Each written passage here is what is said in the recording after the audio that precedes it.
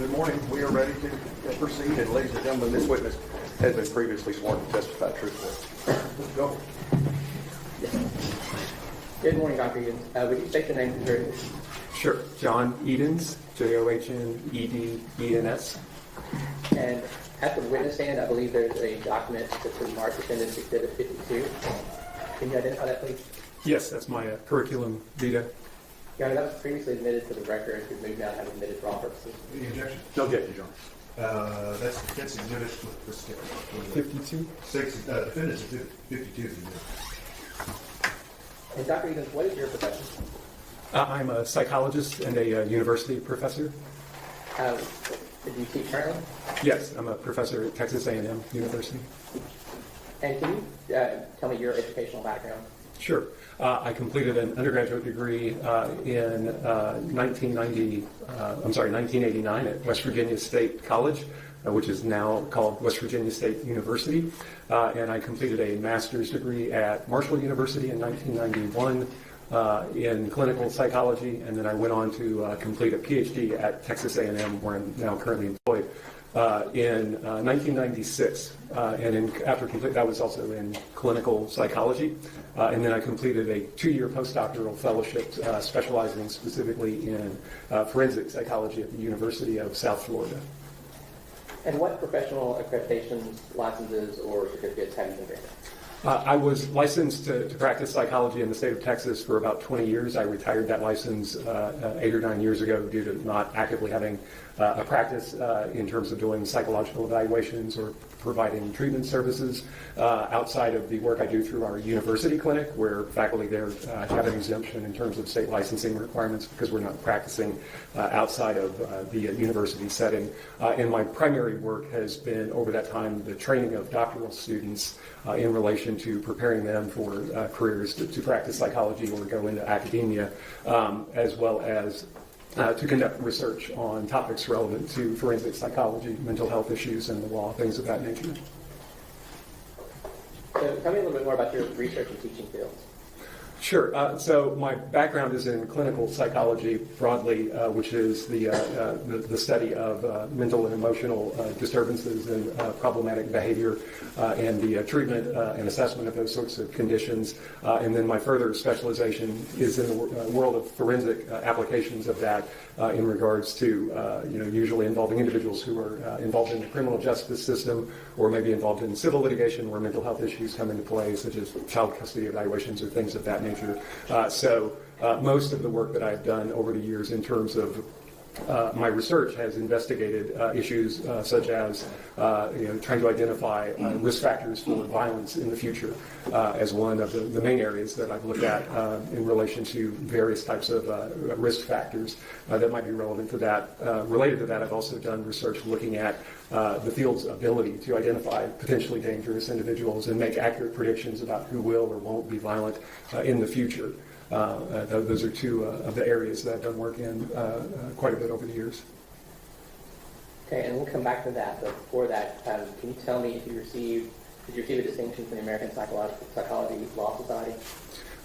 Yeah, well, I am a fellow of a couple of the main psychological associations that are out there, which means I'm really old.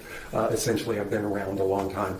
And those are a fellow status as opposed to just being a member is essentially one of those things that's tied to making distinguished contributions to your field, things of that nature. So it's a recognition of your kind of career accomplishments. And did you receive an award from the American Psychological Foundation Society of Clinical Psychology? Yes, I received an award from them in regards to my research on personality assessment and personality disorders. That was another kind of career award for outstanding contributions to research investigating those issues. Well, there was a lot there, but your areas of expertise, do they include forensic and correctional psychology? You talked about personality disorders, and does that include studies of psychological assessments as well? Yes. Okay. And you talk about completing research in those fields. Does that include like receiving and completing research grants, that sort of thing? Yes. And what about being published in those fields? Yes, I've published over 200 research articles in scientific outlets over the years, most of which are related to forensic and correctional psychology. Not all of that is related to things like violence risk or personality disorders, but that's a large part of it. Okay. And did you ever serve as like the editor or on the editorial board of publications in those fields? Yes, so I've been an associate editor of a couple of the main scientific outlets where people publish research in the forensic mental health field and the just broader psychological assessment field. Journals such as the Journal of Psychological Assessment, the Journal of Personality Assessment. I've been an associate editor there where I'm responsible for evaluating scientific research that gets submitted in relation to its methodological merits and whether or not it should be published. And that process involves seeking out, importantly, peer reviewers to evaluate the research that's been done, to offer their independent opinions about whether or not the research is sort of scientifically valid and worthy of being published. And then for other journals where I'm not an associate editor, I frequently serve as a peer reviewer of other research along those same lines. So I'm pretty heavily involved in evaluating scientific studies looking at forensic and correctional issues. And did you, are you the lead author of the Personality Assessment Inventory Interpretive Report for Correctional Settings? Yes. And can you describe what that instrument is?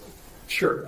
So the Personality Assessment Inventory is a very widely used personality test that was created by Dr. Leslie Morey, and that test is used all around the world. It's been translated into many different languages for general psychological assessments and evaluations. My involvement with it, aside from publishing a lot of research on that particular instrument, is that I was approached by the test publisher to create an interpretive report that is specifically for inmates going into prison settings to evaluate their psychological risks and needs, because the PAI does not, it itself does not have an interpretive report specific to that sort of setting. So I worked with them to collect a lot of data on it, specifically from prisoners, and created the sort of interpretive logic that talks about the psychological functioning, essentially, of individuals who are being administered it when they are transitioning into a prison setting. Do you know whether that instrument is actually used by the Texas Department of Corrections? I know that the Personality Assessment Inventory has been used at various points in different facilities. Whether or not they're specifically using my corrections report, the interpretive report, I'm not aware of. I'm not involved in the keeping track of who the test marketing company is, selling to, things like that. But I do know it is being used in various prison systems around the country. I don't know specifically if Texas is routinely using the interpretive report that I created in relation to evaluating people. So are you familiar with Special Issue Number 1 in Texas Capital Trials? Yes. In this case, did you examine Tanner Horner? I did not. And are you going to express an opinion as to the likelihood of him committing criminal acts of violence in the society that is TDCJ? I am not. But based upon your expertise in forensic and correctional psychology, personality disorders, and psychological assessments, and your research in those fields, do you have opinions about the likelihood of violent behavior among inmates in general, and what information, factors, what type of assessments would be useful in determining the likelihood of Yes. violence among inmates? Sorry, I didn't let you finish. That's fine. That was a long question. So, would you, given a lot of long questions and answers so far, to kind of break this down for me, we're talking about personality disorders, personality pathology, that kind of thing. What are we talking about? Right, so the Diagnostic and Statistical Manual of Mental Disorders, which I'll refer to as just the DSM-5, includes in it a section of mental health issues called personality disorders. And that's something I've done lots of research on over the years of my career. And a personality disorder, in the broadest sense, is a long-standing pattern of pervasive impairment or distress that people experience that is tied to essentially various personality features that they exhibit that can cause problems or conflicts in their lives. The DSM includes numerous specific types of personality disorders, but the general definition of a personality disorder is that it's a long-standing set of problems related to personality traits that people have that can cause them conflicts with other people or cause themselves to experience distress, and that those are patterns that are generally somewhat stable over time and usually first start to appear in late adolescence or early early adulthood, not early childhood.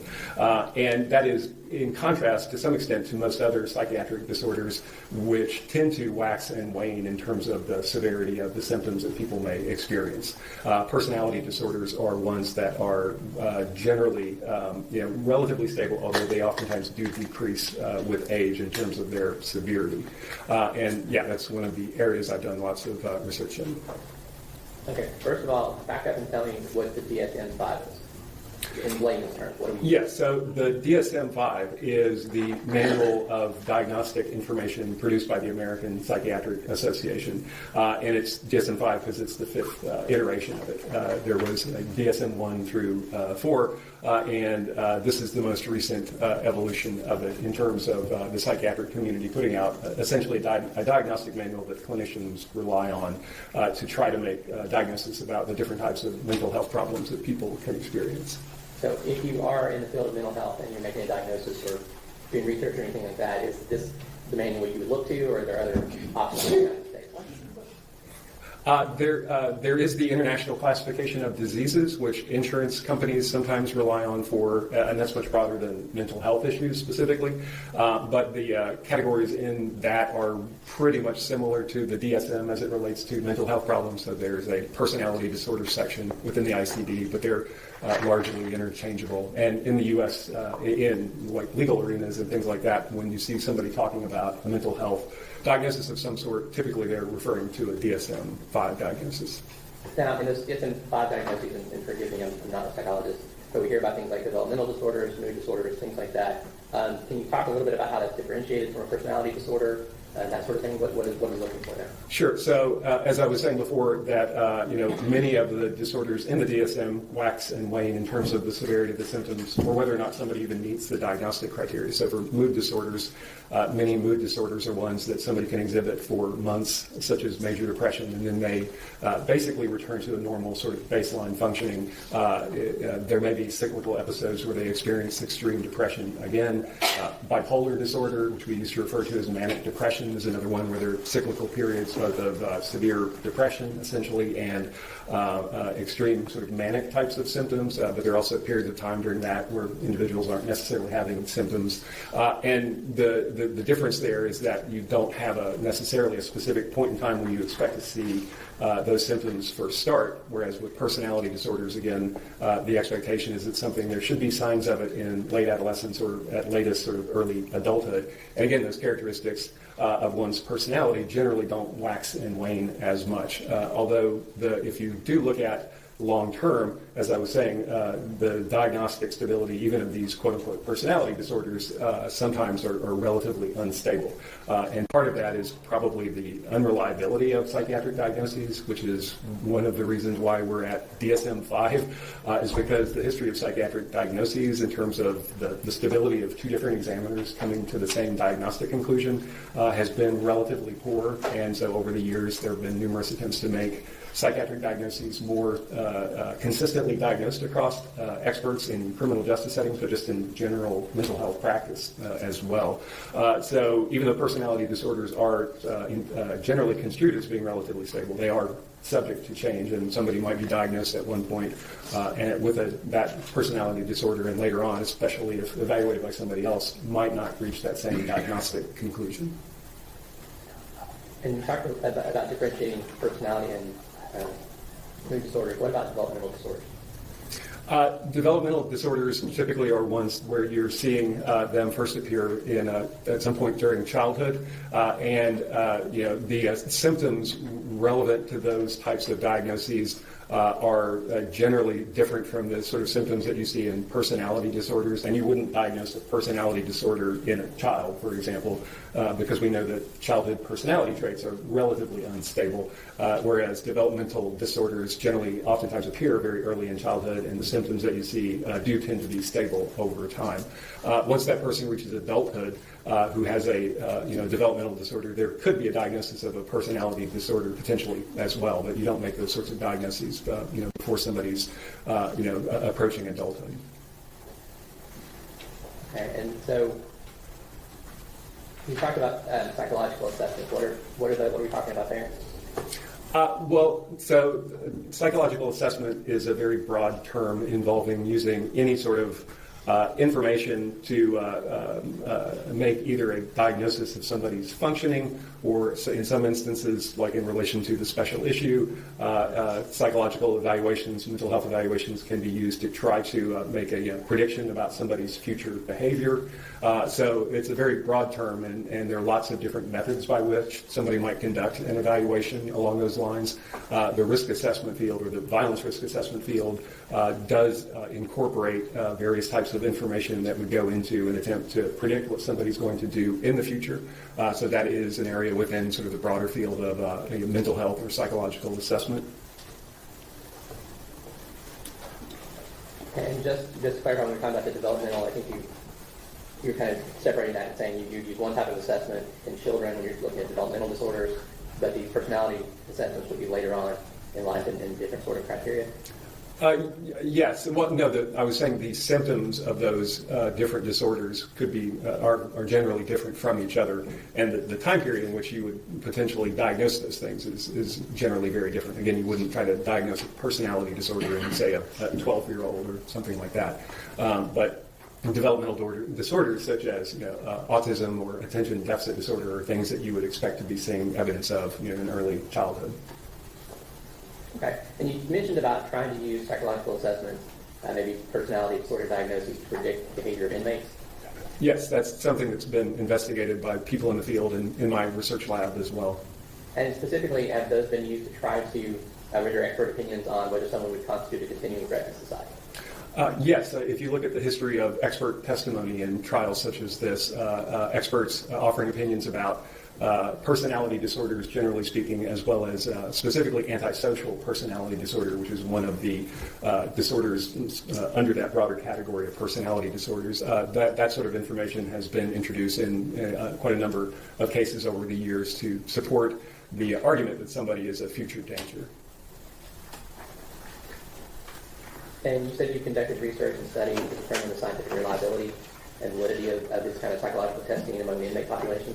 Right. Well, the diagnosis of antisocial personality disorder in particular is something that I've looked at with collaborators that I've published research with over the years. We have published research looking at the issue of does having a diagnosis of antisocial personality disorder predict in any meaningful way the future behavior and adjustment of individuals who are actually incarcerated. We published a study in 2015 looking at that particular question of that diagnosis and its relevance to future acts of aggression in prison, and had about 350 individuals, about 300 of whom were men, across 4 different prison systems, and looked at their institutional adjustment, which we collected the information from the prison system itself. All prison systems in the U.S. keep track of disciplinary infraction information, and we were able to obtain that over the course of these individuals' first year in prison. So then we were able to see if there is any relationship between having that diagnosis or having specific symptoms of that diagnosis and the likelihood that inmates would get written up essentially for just general bad behavior, but also violent acts in particular. And the short version of that, the findings of that study, was that those diagnoses were irrelevant to trying to figure out who would engage in misconduct in those prisons over that time period. And when you say irrelevant, do you have like the actual number? You said there were 350 inmates, and this was prisons in Texas or across the U.S., or what were we looking at? These were, we actually collected data for this project in Texas, but not in the prison system specifically. It was actually at a Safe P, which was on the grounds of a prison, but is a treatment facility. So that particular sample that was from Texas was not part of this, because these were all individuals, specifically, new admits into prison facilities, and I'm blanking on the 4 specific prisons in terms of which ones they were. So there was a base rate of misconduct, and we were attempting to look at, well, can knowing that somebody has this diagnosis help you forecast basically the likelihood that this person is more or less likely to get written up for some sort of aggressive conduct or just any kind of misconduct at all. And we found essentially that there was no relationship. So knowing that somebody was or was not diagnosable as having antisocial personality disorder in that study was irrelevant to trying to figure out who over that first year would engage in any kind of misconduct. And also, were you involved in a large peer-reviewed study that looked at cases where the prosecution experts had actually testified that the defendant was likely to engage in criminal acts of violence in the Texas prison system? Yes, so this is a totally different study that I was involved with several years ago. And as I said earlier when I was describing, I guess, my interests, in addition to looking at like risk factors for violence, one of the other areas I'm very interested in is clinicians, mental health professionals' ability to make those types of claims or forecasts or predictions as to whether somebody will or won't engage in violent behavior in the future. And I got involved in a project where that was exactly what was being investigated. There was a sample of 155 cases that we were able to identify where someone facing capital murder proceedings was in their trial had an expert witness testify to the special issue that somebody was a continuing threat to society. And this information came from published court cases, trying to find a sample of cases. The Texas courts publish some of those cases, so you can locate them that way. Not myself personally, but other people involved in the project were involved in trying to track down cases by contacting district attorney offices around the state to identify cases where this type of testimony was being offered. And so we ultimately found 155 of these where, again, there was an expert who went into court and said this person meets that special issue and is a future danger to society, that there is a probability that they will engage in a criminal act of violence. And then what we did as part of that study was then to follow up over the time period of these individuals when they were incarcerated, what actually happened with them in terms of their behavior. And these were all individuals, I should have pointed out, were ones that the defendant in the case did get a death sentence. So these are not ones where the result of the case was that somebody got life without parole. So these were all cases where somebody was initially put on death row. And we got information about their functioning in prison from the prison systems, again, getting disciplinary information about their just general conduct as well as their potential for or their actual violent acts while in the prison system.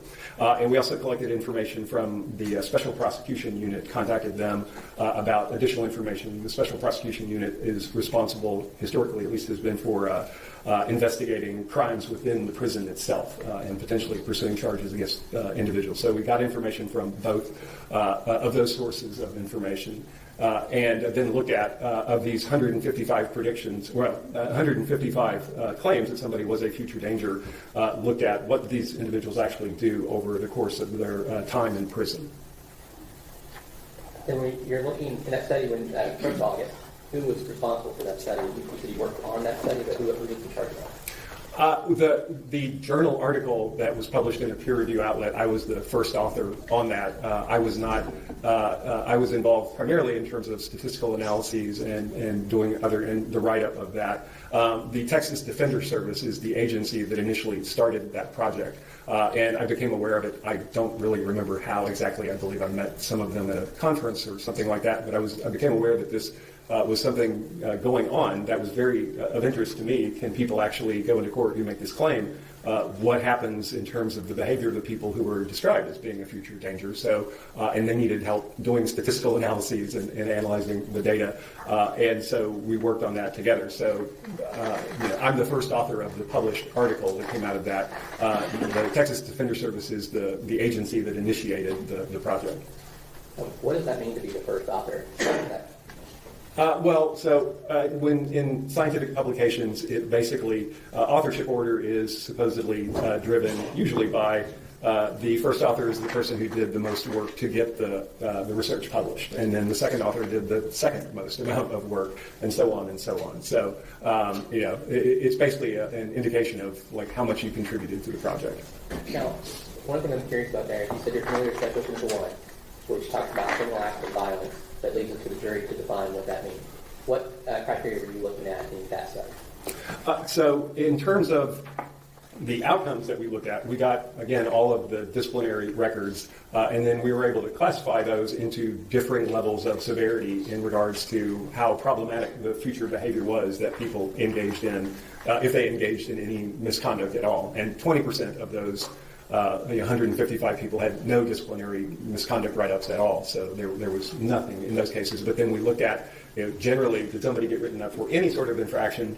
And then we looked at increasingly severe forms of things that would be of relevance to considering what, again, how quote-unquote dangerous might somebody be. So we looked at things like making, verbal threats towards other inmates or staff. That's a disciplinary write-up you can get in prison. The disciplinary code books for prisons all share a general similarity kind of around the country, and there are different categories of behavior that are sanctionable if you break the rules. And some of those are nonviolent things such as having contraband in your cell or things of that nature. And then some of the things you can get written up for obviously have the potential to be a violent sort of circumstance. So making a threat to somebody potentially could lead to violence. And then we had another category where we're actually looking at specifically violence that the prison system would classify as severe or significant. And the prison system's kind of definition of a significant or severe sort of violent act is one that would require more than first aid. So, for example, if you needed to get stitches after an altercation, that would be something beyond, that would be a severe sort of category of potential violence. And then obviously as well, we looked at were there any murders that were committed by these individuals, in part because historically there have been experts who have not only said that somebody is a danger in the future, but made predictions along the lines that, that somebody will kill again in the future if not put to death. So obviously murder is something that would be of relevance as well. And as you might guess, if for each of those things that I was talking about in terms of outcomes, the more extreme the outcome, the less commonly it occurred among those 155 people. Threats were something that were somewhat prevalent over the disciplinary histories of these individuals. When you look at that more severe category of violence requiring something more than first aid as an outcome, what we found was over about a 10-year follow-up period for these individuals that 8 out of the 155 had engaged in that type of violent act in prison. So about 5% of those 155 people. And there were no murders in the follow-up during that time period. So 100% of those individuals had an expert testify that they would be a future danger, and 5% of them had violence that required more than first aid. Yes. When we started talking about infractions, what type of things were we talking about just an infraction under the general prison rules? Yeah, so again, the inmates get, when they go into prison systems, lots of information about how you're supposed to behave, and in particular, what things you cannot do and if you do those things, then you will get written up for them, and you may have things happen like, in extreme forms, you may be charged with a new crime. Less extreme, you may be put in segregation. You may have your housing classification modified to where you have to go into a more severe kind of restrictive environment. So the disciplinary infractions basically reflect, it's probably not technically right to call them the laws within the prison system, but the things that you will get punished for if you engage in those types of behaviors. And they range, again, from things that I don't believe anybody would consider violent potential necessarily, such as having extra blankets in your cell or something like that, to again more extreme sorts of behaviors such as fighting and rioting, things of that nature. So there's a broad range of different things that people get written up for. Okay, so once again, 100% of those in your sample had a state expert testify they were a future danger, and 20% of them didn't even get a write-up for things like too many blankets, right, things like that. Was there any pushback against your study after that one was published?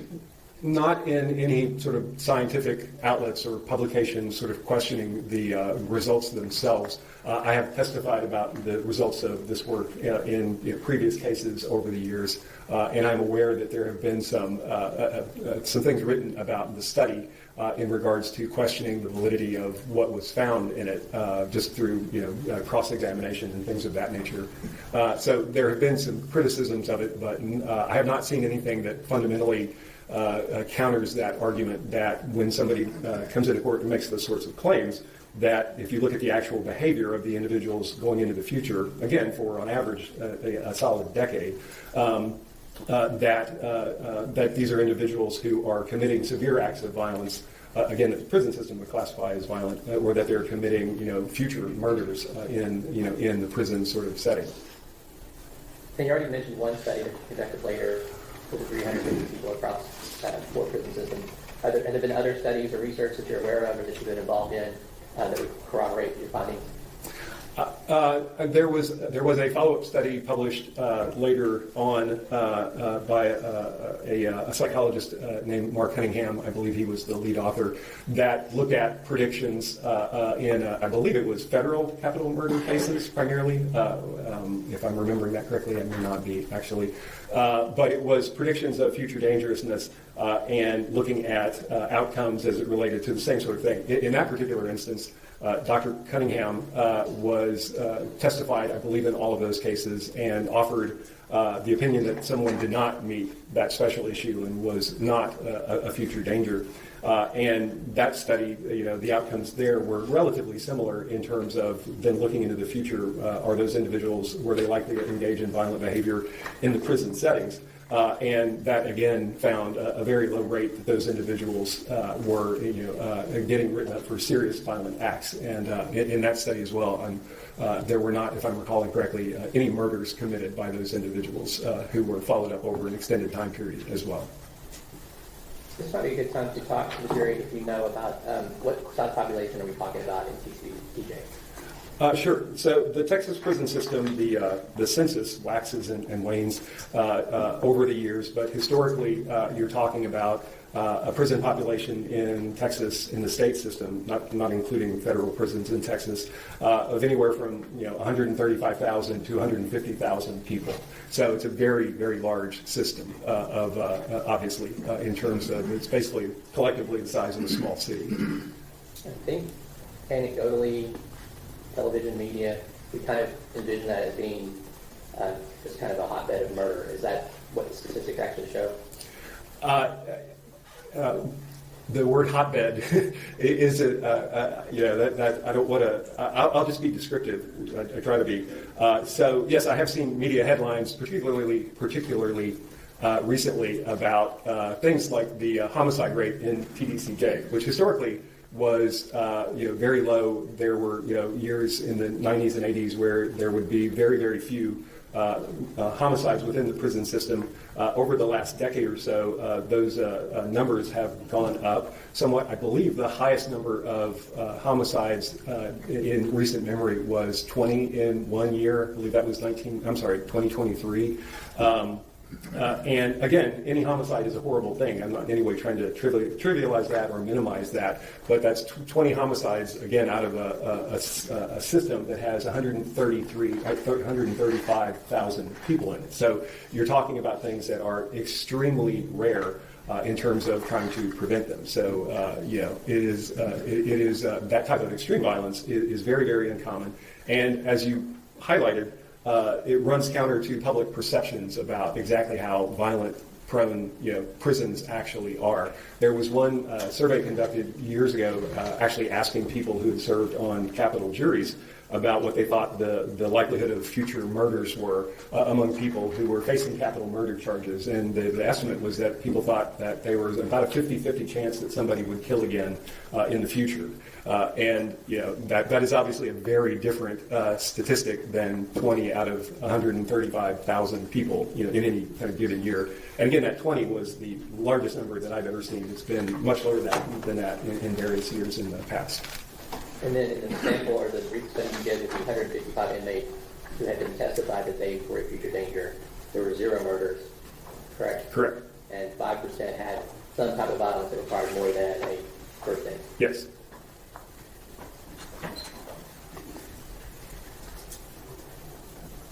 So that's clearly based on your research, but I guess based on your whole career, have you been able to identify sort of best practices for predicting human behavior for inmates in the incarceration setting? Yes, I mean there's a lot of research that has looked at trying to improve on our ability as a field collectively to identify who will and won't engage in violent behaviors, both in prisons and outside of prisons as well. And there is a body of knowledge about sort of how to go about trying to forecast those types of issues. And there are known risk factors that can move the needle a little bit in terms of improving our accuracy of trying to make those predictions. So yes, I would say there's a methodology that can be employed that improves on our general ability to try to forecast who would or wouldn't engage in those types of behaviors. Although, again, in regards to the more extreme types of violence, such as, again, things resulting in injuries requiring more than first aid, you're talking about an incidence of those things that's relatively small overall in the general prison population. And murders, it's a fraction of that as well, obviously. So anytime you're trying to forecast a very unlikely event, you are likely to make a lot of errors in trying to make that prediction. The example I use oftentimes, like when I teach undergraduate classes in forensic psychology, is when I was, I guess in my early 30s or late 20s, the horrific Columbine shooting happened in the United States, where there was a mass shooting at schools. And very quickly after that, media started talking about profiles of school shooters and the risk factors for who might engage in those types of actions. And the profiles identified characteristics that were, tied to what was known about the Columbine shooters, and it was things like, being socially isolated and bullied, interest in anti-authority sort of music, violent video games, things of that nature. Those things may have been relevant to picking out those individuals. The issue is that lots and lots and lots of teenagers have all those characteristics as well. So if you try to use that profile to identify who's likely to shoot up a school and engage in a mass murder, then you're going to end up making a lot of mistakes. And that's one of the biggest sort of drawbacks to trying to make predictions that somebody will be violent in the future, is that for these extreme forms of violence that we've been talking about, that's a very hard thing to do, because you end up identifying what we call as a lot of false positives, people that you would predict might engage in that behavior, but who ultimately are not ones who would engage in that and were not acting violently at all. So you're fighting an uphill battle if you're trying to predict something that's rare. Now, and just to make sure we're not confused, when you're doing your studies on violence, predicted violent behavior, we're not limited to murder. We're saying that threshold of anything that would require stitches, anything that would require more than first aid. Yes, yeah. You talked about factors that do show some reliability, and then I guess there's ones that have not proven to be. Can you talk a little bit about the ones that have been used that have not proven to be reliable? Sure, and I don't think I even listed the ones that do have some relevance, so I'm happy I was to. confident you were going to go back and hit those. Okay.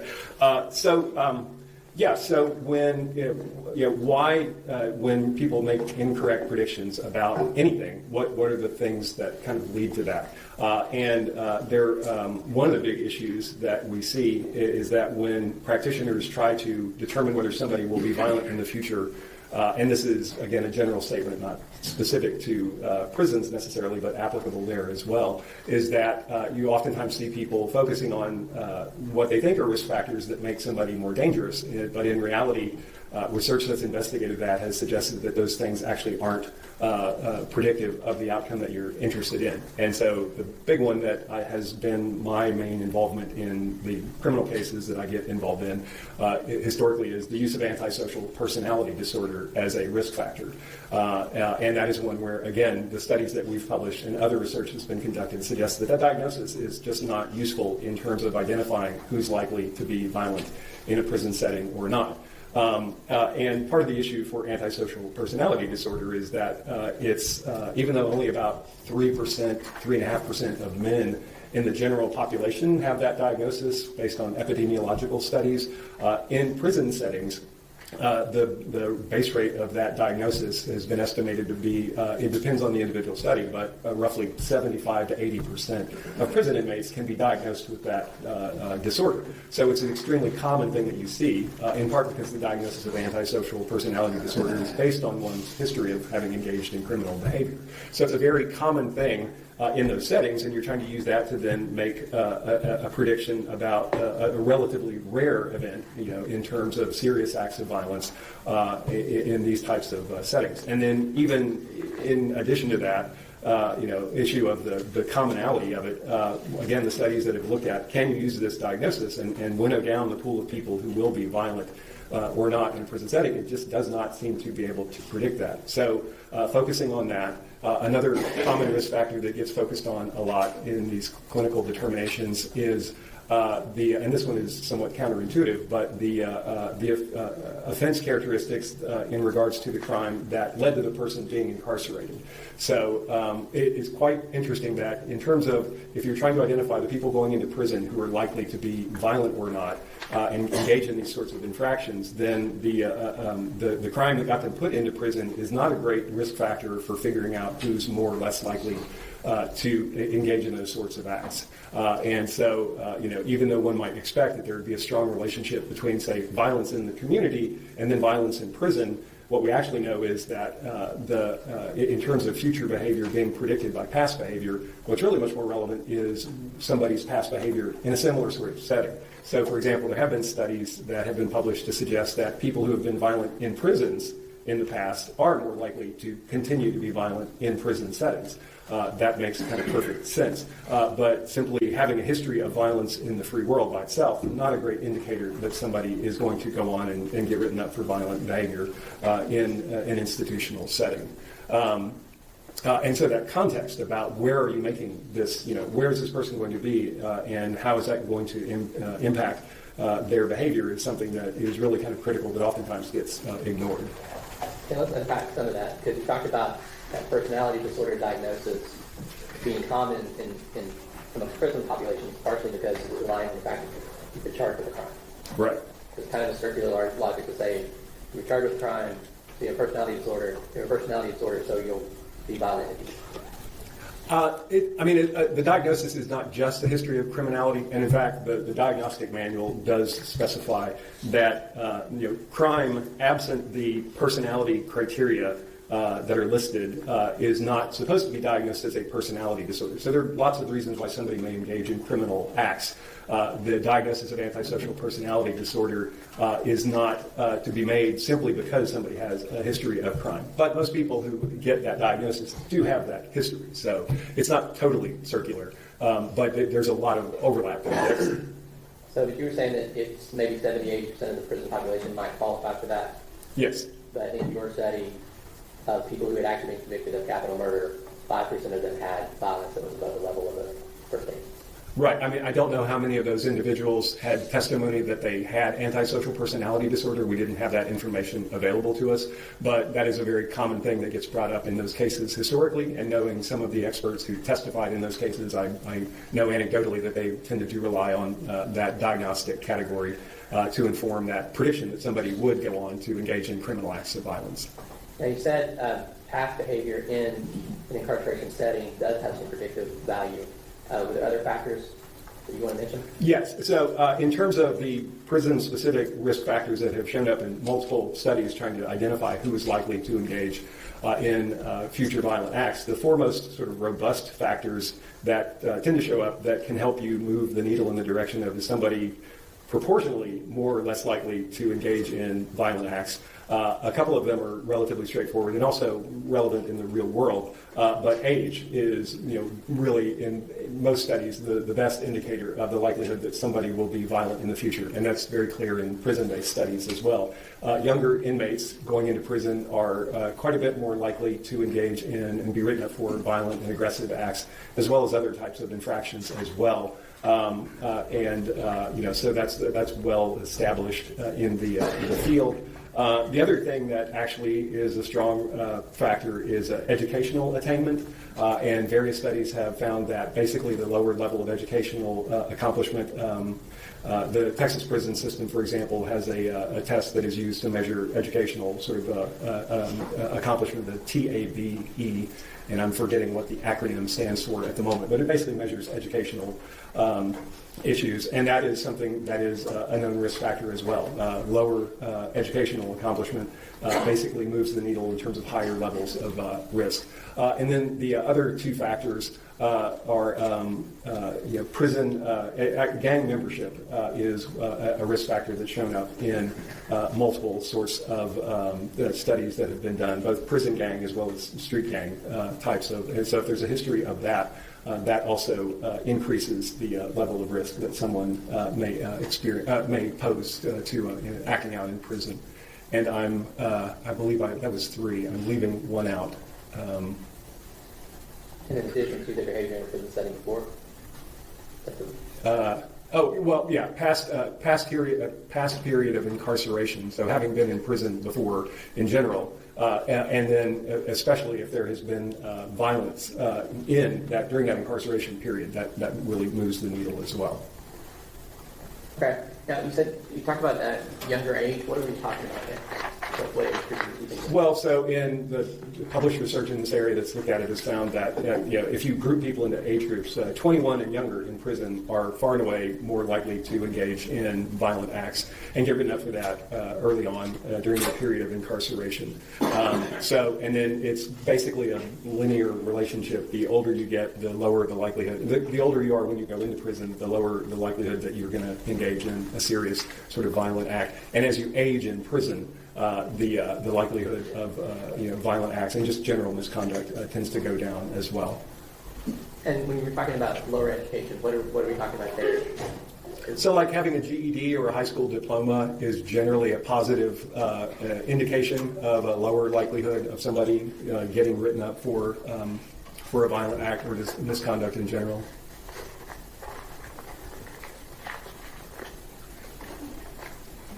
Okay, and I imagine that gang membership, whether it's outside or inside the prison system, is something that TDCJ and other prison systems are focused in on. I'm sorry, I didn't hear the first part. Gang membership is something that, whether it's you come into a prison having been a member of a gang or you join a gang in the prison, is that something that prison systems try to keep track of for the inmates?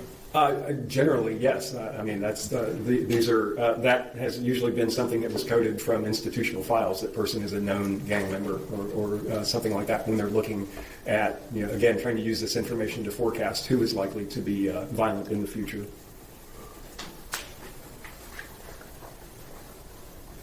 Your Honor, I'll pass it. Cross-examination. Dr. Gibbons, let me ask you a couple of questions. Also, as part of your work as a professor, you also frequently testify on behalf of capital murder defendants, do you not? I have frequently. I actually tallied this up recently. I believe I've testified in roughly, counting this one and including hearings that were not necessarily before a jury, like an appellate issue. I believe I've testified 15 or 16. This may be the 16th time since roughly 2000. So I do not testify, I would say, all that frequently. I've been retained as a consultant in, I believe it was roughly 55 cases to either provide some input about violence risk issues. Many of those are cases that are actually on appeal, so I'm involved with writing affidavits, kind of summarizing a lot of the literature I've been trying to describe to you guys today, putting that in written form as part of appeals that usually are involving raising questions as to whether or not somebody should get a new trial, making an argument as to that because of testimony that lacks scientific a scientific basis as it relates to violence risk. So so about 55 total cases I've been involved in. I think I've testified about 15 times. And that's all on behalf of capital murder defendants?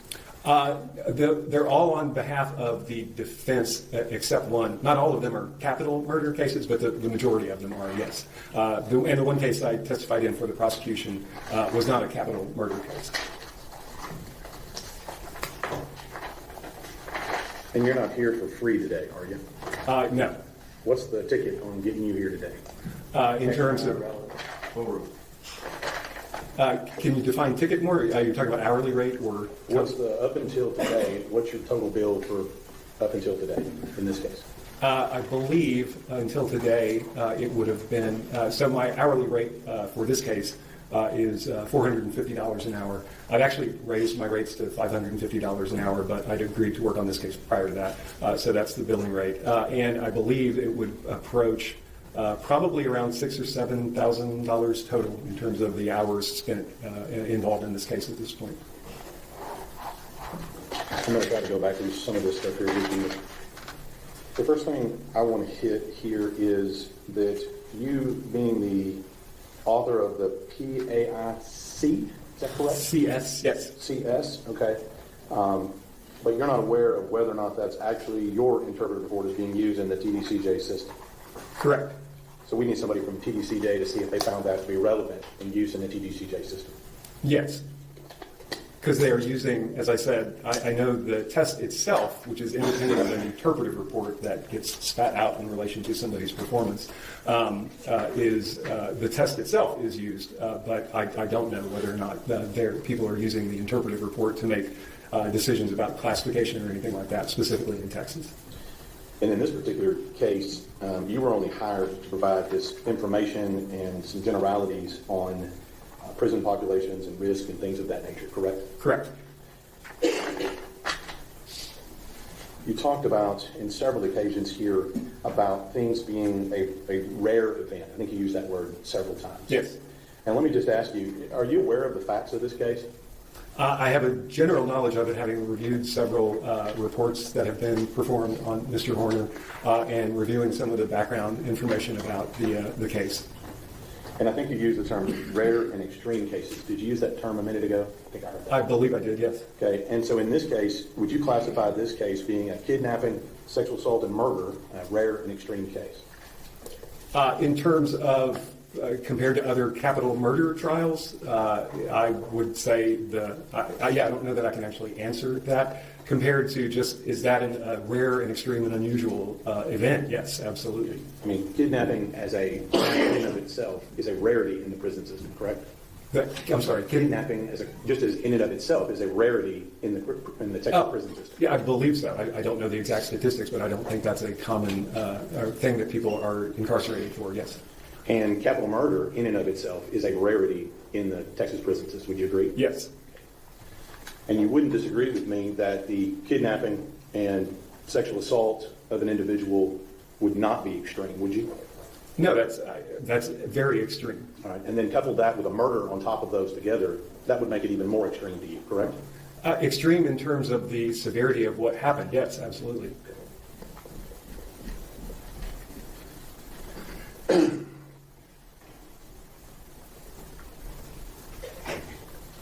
Now, you talked about, you went over this study. You said that there was a 2015 study, is that right?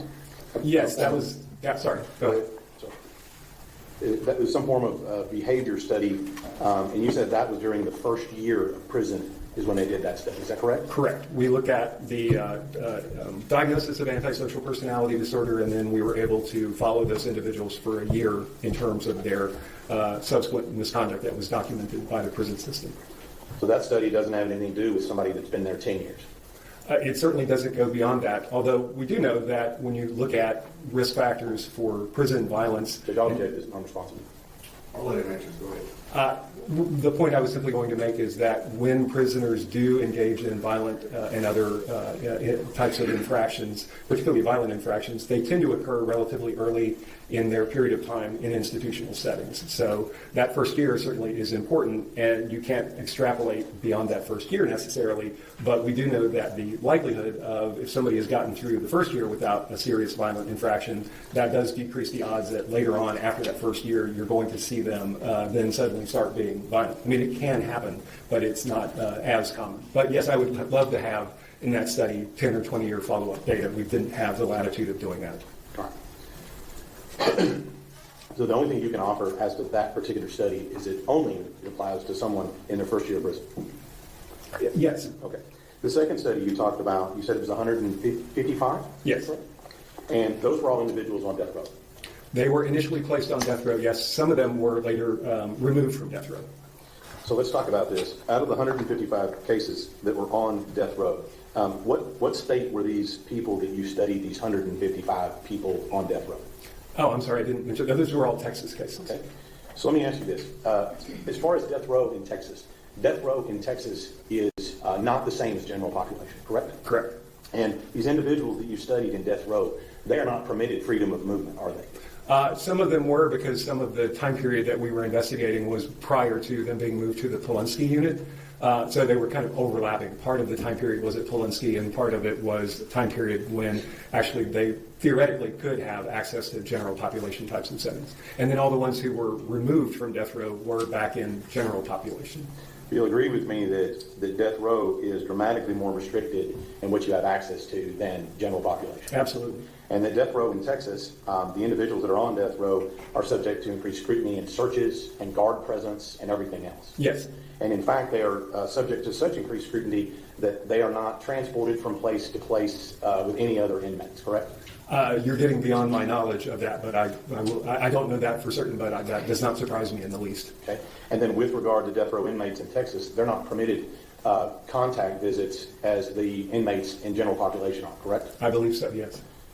So you took a study of people that were severely restricted in their access to other inmates, and that's the population you based your study on. That's what part of the study is based on. There were 48 individuals who were actually released from death row, 2 individuals who were actually released, exonerated of their crimes, and we did look at their disciplinary infractions when released back into the general population as well. So when we're talking about that, you're not talking about a study of people that are in general population in Texas. This is only people that have that, which you're talking about, either partly on death row or not on death row. No, 48 of those individuals were released back into general population for an average of almost a decade in general population, and 2 of those 48 people actually committed one of those, again, violent acts that was severe enough that it warranted more than just first aid treatment. So those were people in general population.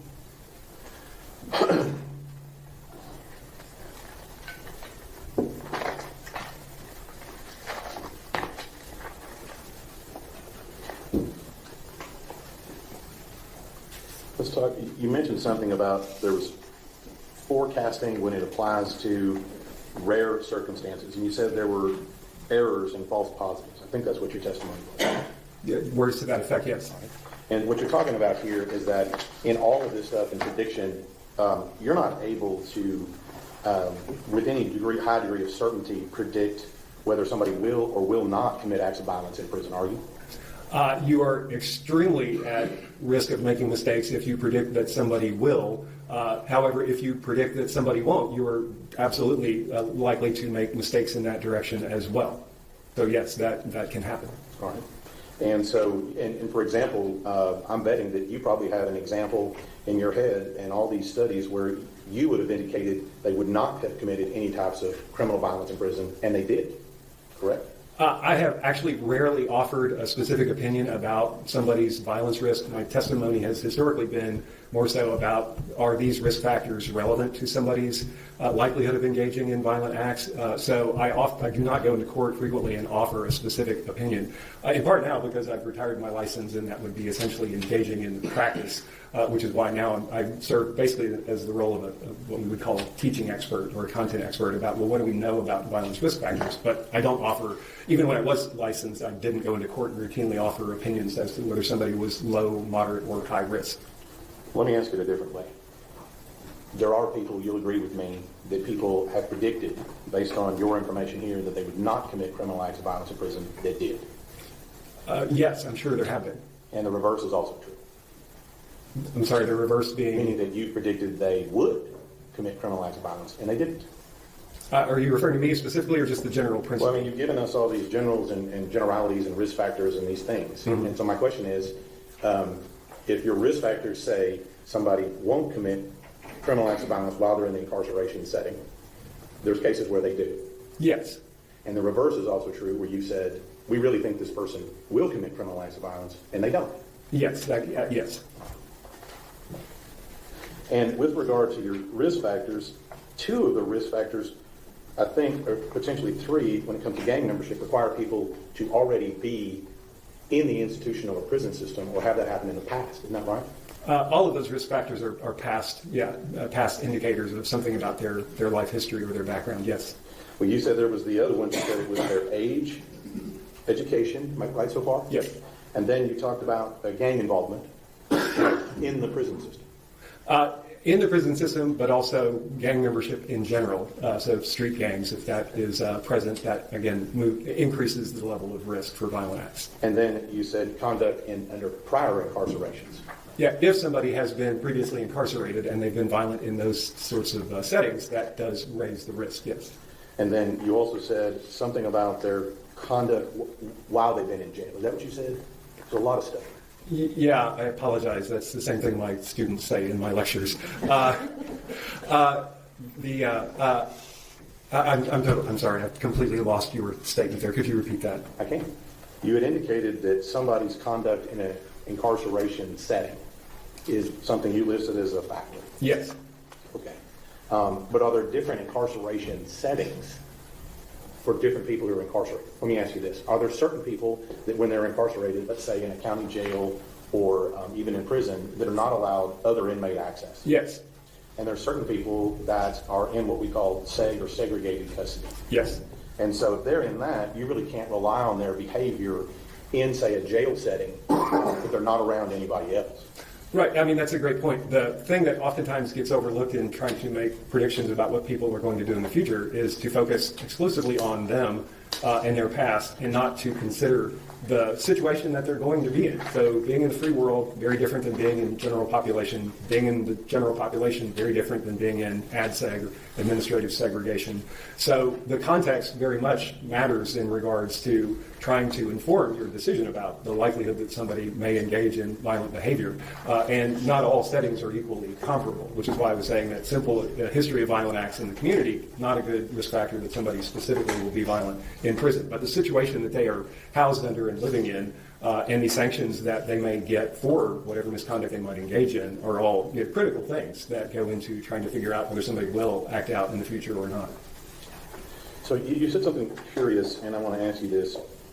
You know, to the statement that if someone is violent or extremely violent outside of prison, you said that's not generally a predictor of their violence when they're in prison. Right.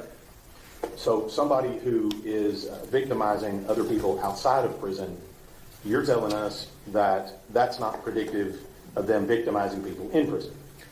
Essentially, yes. So your testimony is basically somebody who is extremely violent and has the capacity for extreme violence outside of prison, walks through the prison doors, and is now no longer violent. That's not my opinion. My opinion is that knowing the offense that led to them being put into prison in and of itself doesn't give you a lot of useful information about what is the likelihood that this person moving forward now is somebody who will engage in serious forms of misconduct. Lots of violence that occurs in prison is by violence by individuals who are in for non-violent crimes. And people who have committed violent crimes certainly can go into prison and engage in prison violence in that setting. But knowing that, knowing the characteristics of the offense itself is not useful for trying to, again, figure out who is the person who's more or less at risk. That was the point that I was making. I was not saying that if somebody who has a history of violence goes into prison, then that means that they won't be violent.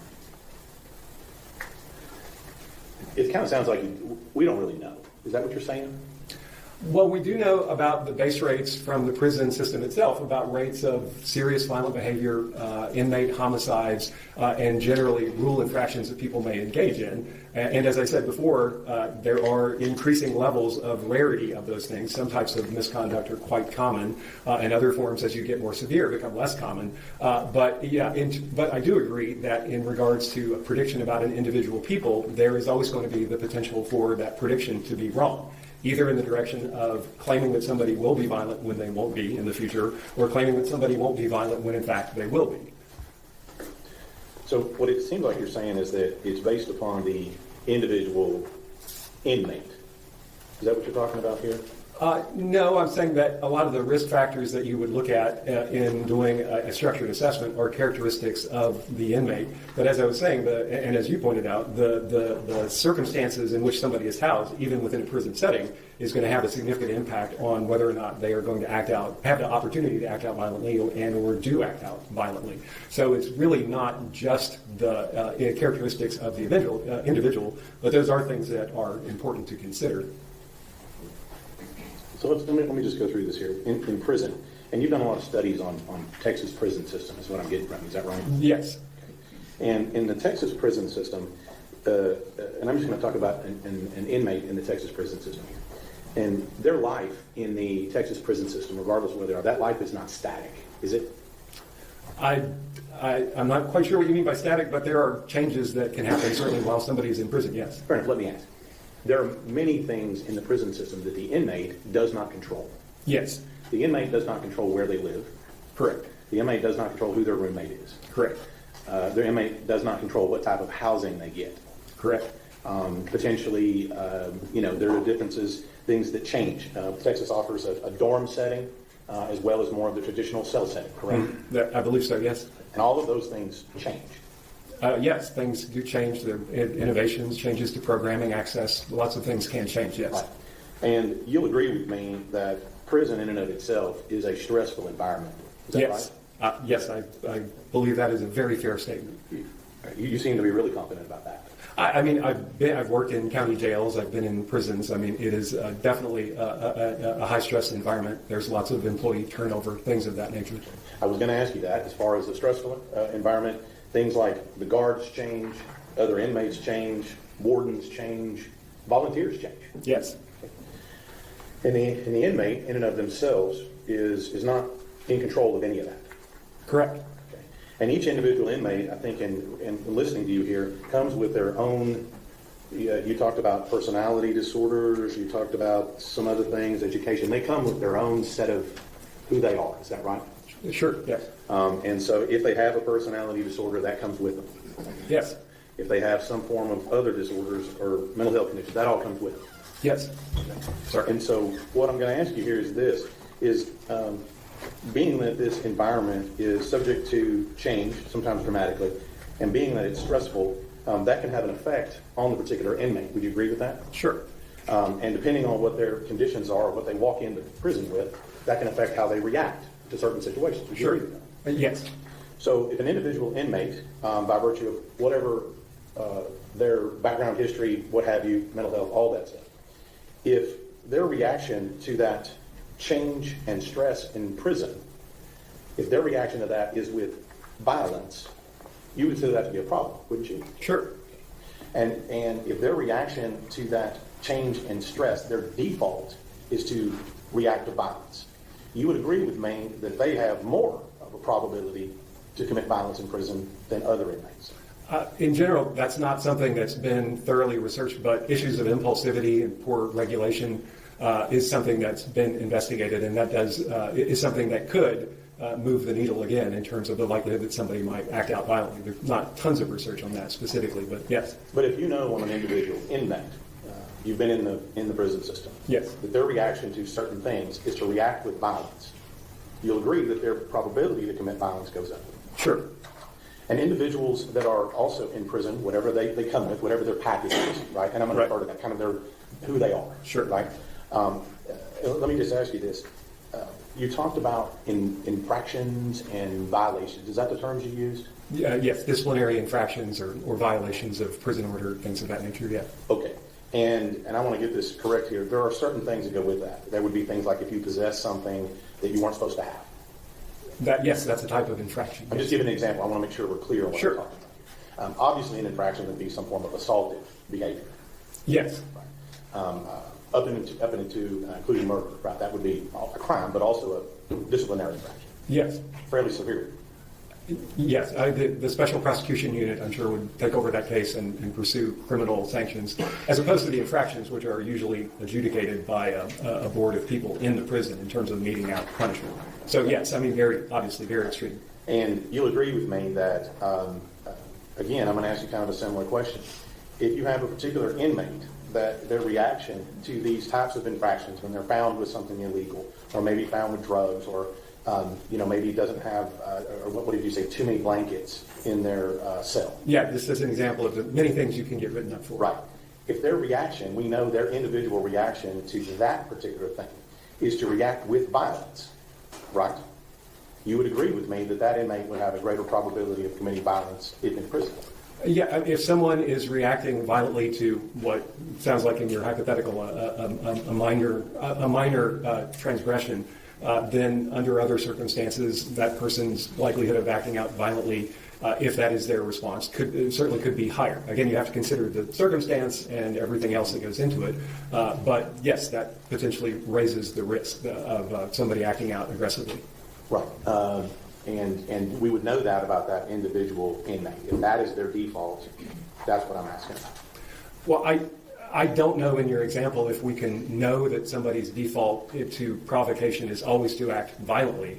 My experience is that that certainly can happen. Most people, even people with severe impulse control problems, can control their behavior under some circumstances.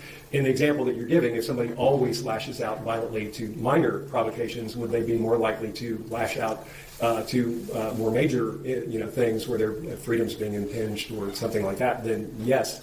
I think that would be likely to be true, but I believe that example is a fairly extreme one in regards to describing what is typical in terms of behavior patterns in prison.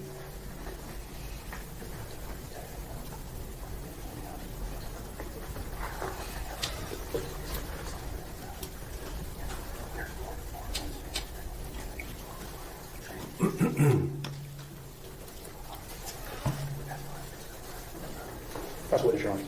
Do you anticipate much regret? It's me, I got 5 minutes. Okay, I'd like, if possible, I'd like to finish with this one. I'll try to keep it under 5 minutes. Not Got it all the personally. time. All right, so real quick, the old study with the 155 people, those were all people convicted of capital murder. Yes. So those are all murder plus that's something extra. Yes. So that is, statistically, that was a narrow, it's statistically an unlikely charge to be in prison. Yes, I mean the number of people in prison for murder is much just murder relative to capital murder is much higher, and so capital murder cases are obviously a much smaller subset of those. And but 100% of the people you were looking at in that study fit that category. Yes, yeah, everyone. And there's a follow-up on that over 10 years. That was on average the amount of time that they have been tracked in terms of collecting their disciplinary records. And you do not have to be on death row for PDCJ to put you in more restrictive housing, correct? That is my understanding of how the classification system works, and I believe I read a deposition or a testimony by a TDCJ official in relation to this case earlier who talked about some of those same issues, that you can definitely change people's status to move to more or less restricted environments and things of that nature. So that's consistent with what I thought to be true. Okay. So I understand that's not your area of expertise, but it is your understanding that there are professionals at TDCJ who make those determinations about how someone should be housed. Oh yes, absolutely. That's their careers are making those sorts of decisions to try to engage in risk management and reduce the potential for giving somebody the opportunity to act out violently or have other adjustment problems.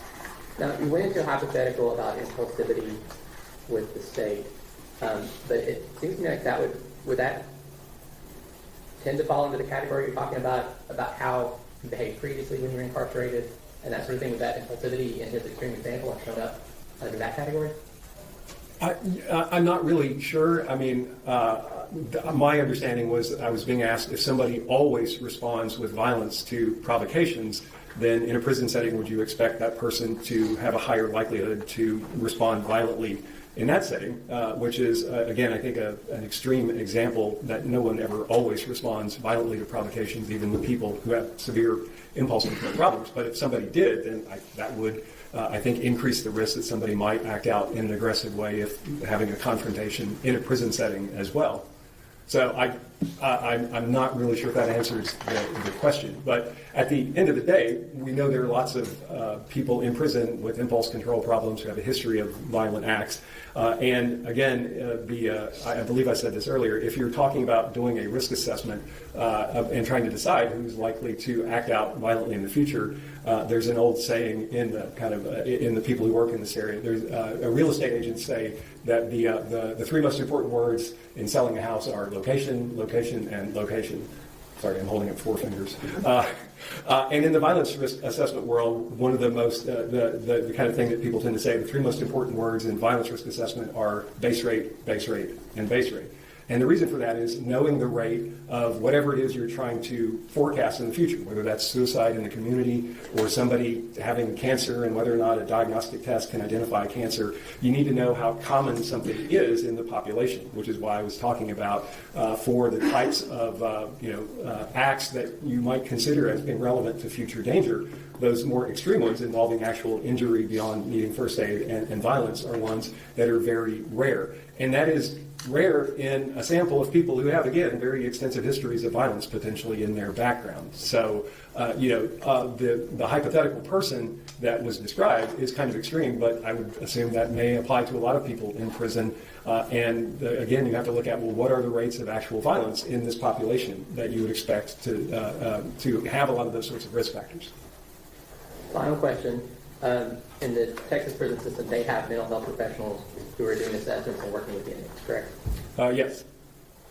That's all. Mr. Statement. May, Dr. Lee, be excused by? Dismissal? Again? No objection from the state. Yes, sir.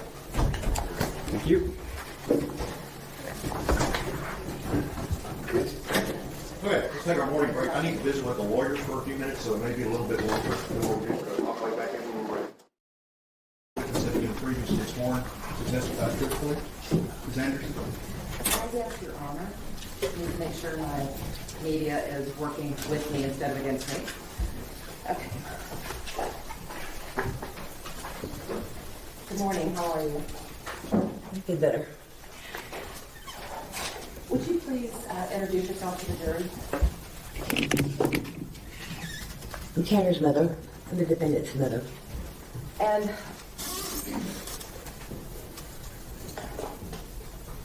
can I ask you again, how are you doing? I'm in pain. But I'm working through it. What kind of pain are you having today? I had 2 neck surgeries in the last year. And the screws have fallen out and they're working their way down my back as we speak. Ms. Horn, where were you born? May 3rd, 1971. Oh, is it where were you born? Oh, Fort Worth. And where were you raised? Fort Worth. Do you move around a lot while you were in Fort Worth when you were a child? Yeah. How far did you go in school? No. Not far at all. I think 9th grade. Did you like school? No. Why didn't you like it? I had a lot of issues in school and home.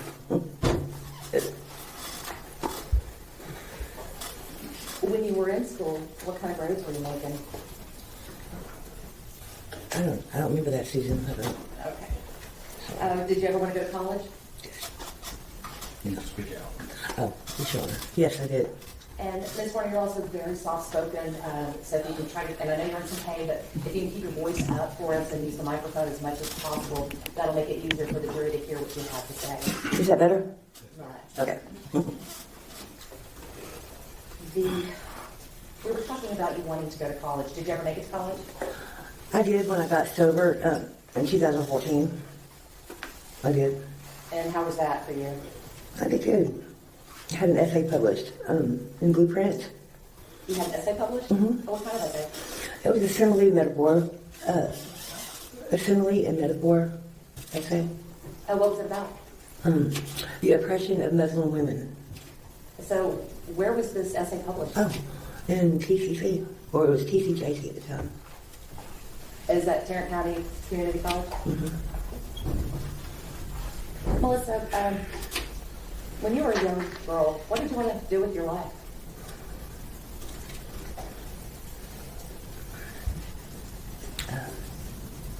I don't remember having dreams. I didn't have a good childhood. Your Honor, I'm going to... You have a question for the Yes.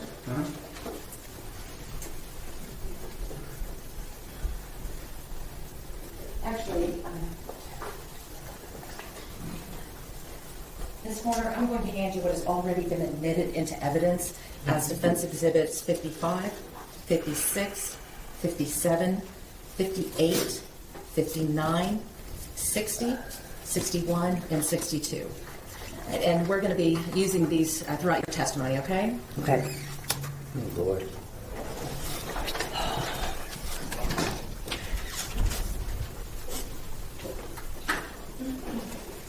Yeah, publish your honor. Yes, ma'am.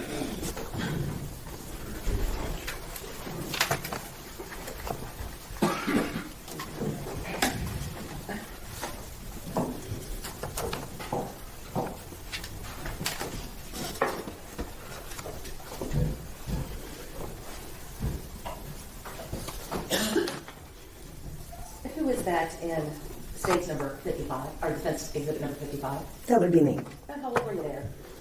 Maybe 8, 9. Ms. Warner, I want to talk to you a little bit about your upbringing, okay? Who was your mother? Jackie Harbison. What kind of mother was Jackie? Excuse me. What kind of mother was Jackie? A very nurturing mother. Not very protective, but nurturing. Did she ever leave you alone as a child? Yeah. And how old were you when she would leave you alone? Not. I mean, what do you mean alone? Well, if she left you at home by yourself, how did she often leave you at home by yourself? When she was working. Yeah. How old were you? About 6. About 6? Mm-hmm. So at the age of 6, she would leave you at home alone? No. Did you have any brothers or sisters there with you? No, not at the time. Did you have a stepfather or any cousins or relatives to stay with you? I'm not sure about the age, but like, until my mom got married, I was alone, and then I had 2 step brothers and sisters.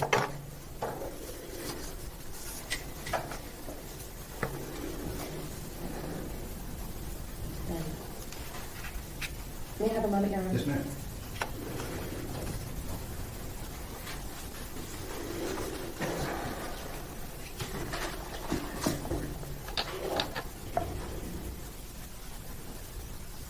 Okay, we're back online now. Sorry. Okay, so Ms. Warner, we were talking about your mother. You had said that she was nurturing, but not always. Do you feel that your mother met all of your emotional needs as a child? I'll let her read. Go ahead. And I'll repeat the question. Do you feel that your mother, Jackie, met all of your emotional needs? She tried. She's very young. She tried. I don't think I did, no. I don't think they were. She turned 16 the day after she had me, so, yeah. So the child having a child? Right. And Ms. Horner, I want to talk to you a little bit about your father. No, ma'am, they didn't. And how old were you when they divorced? 1 year old. At some point, did your mother remarry? Yes. And how old were you when they remarried? 5 or 6. Would you like to be a stepfather? No. Why not?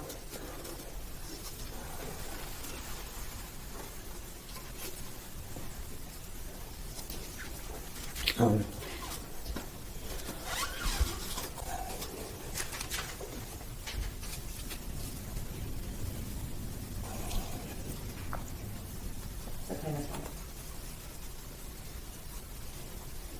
Did your stepfather abuse you? Yes. How did he abuse you?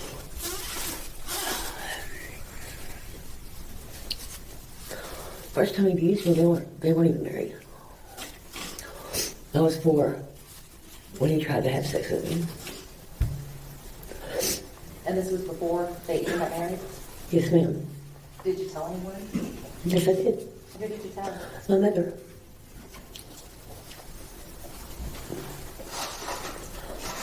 Even though you had told your mother that the man she was with at the time had abused you, did she break up with him? No, she didn't believe me. She didn't believe you? I think he told her, because he had put something on a rag to make me pass out. And she asked him what that smell was, and I think he said it, perfume, or he spilled perfume on me and he had to clean it up or something. I don't know what he said. She believed him over me. And even though he abused you, did they still get married? Yes, ma'am. After they married, did the abuse stop? No, ma'am. Was the abuse constant through the marriage, or was it at different times? It was not constant. I think he felt lucky that I didn't die. Did he quit for a while? So during the time that your stepfather was abusing you, did you tell your mother about it? Yeah. Yeah, I used to put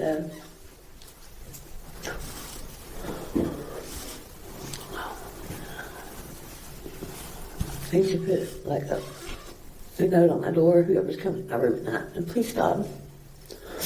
Did that person stop? No. No.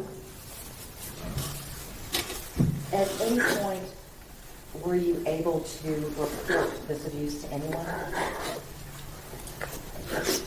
Or let me rephrase that, to anyone who believed?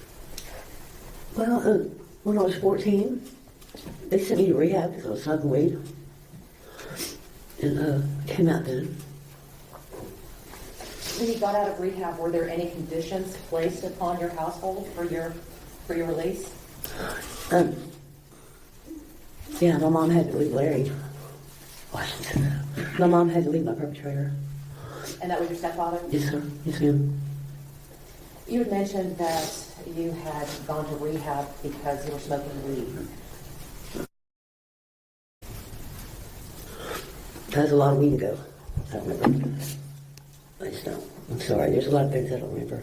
That's okay. Were you still a teenager? Yes.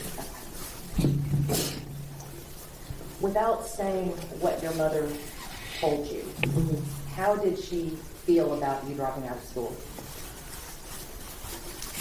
I don't remember her saying anything. Well, after you dropped out, how did you earn a living?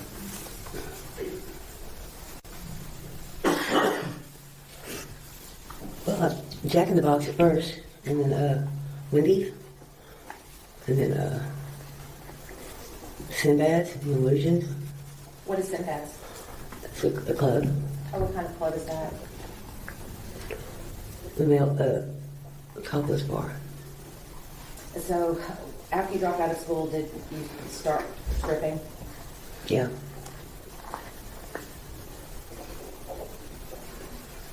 How'd you feel about that?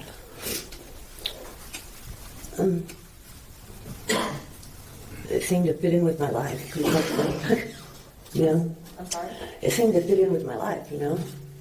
That's what I think when you're abused at such a young age, it becomes a self-concept, you know? This is what I'm here for. I wish I hadn't. I really wish I hadn't, but I did. Now, did your mother ever discourage you from working in a strip club? No. I don't remember that either. She's not a bad mother. I don't want anything bad about my mom. So how long did you work in the strip club? About 12 years. Till I turned 30. So if it was 12 years when you turned 30, you were about 17 or 18 when you started? Yes, ma'am. When you first started working in the clubs, was it easy for you to go up on that stage? Oh, no. No. What did you do to get up the courage to go up there? Drink. And drink heavily. Or what did you drink? Jack and Coke mostly. At any time did you have to use drugs in order to go up on the stage? Yes. What kind of drugs did you use during that period? Meth. Meth? Mm-hmm. About how old, if you remember, were you when you started using meth? I don't know. At some point, did you start using even heavier drugs than meth? Yes. What drugs did you start using? When was this? Just later on? Yes. I mean, I've done everything. I mean, heroin, Is that your drug of choice? Yes. How long have you been using heroin? It was about 25 years. When you first started using heroin, how did you use it? Was it snorted? Was it? Yeah. Yes. I'm sorry? A little pill, snorted. And did you ever start shooting heroin? Yes. When you started using heroin, how did that make you feel when you took it? A lot better. And why do you say that? Because I have a movie that plays in my head every day. Every day, without fail. And it gets rid of it. Excuse me, I'm so sorry. And you're fine this morning, you're fine. The movie that you said that is playing in your head, what kind of movie is it? Is it a comedy, a romance, a horror film? What kind of movie is it? It's my past. It's my abuse. It plays in my head every day. Does heroin take that away? Yes, it does. Is that why you still use it? I'm on methadone now. You're on methadone now? Yeah. Ms. Horner, I want to talk to you a little bit about your own personal mental health struggles, okay? Okay. Have you ever been diagnosed with a mental illness? Bipolar disorder and schizoaffective. Have you ever been diagnosed with PTSD? Mm-hmm. Yes. Have you ever been diagnosed with ADHD? No. When did you start having mental health issues?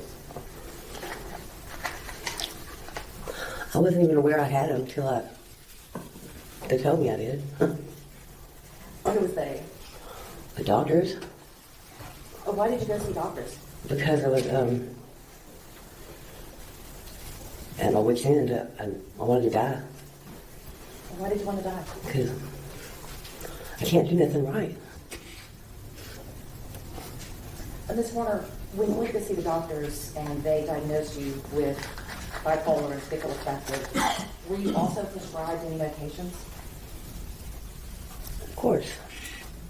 Did they help? They seemed to for a while, but I don't believe in medicine like that. Did the medication, well, let me ask it this way. For you, and in your opinion, which helped you more? The medications that the doctors prescribed or the drugs that you were taking?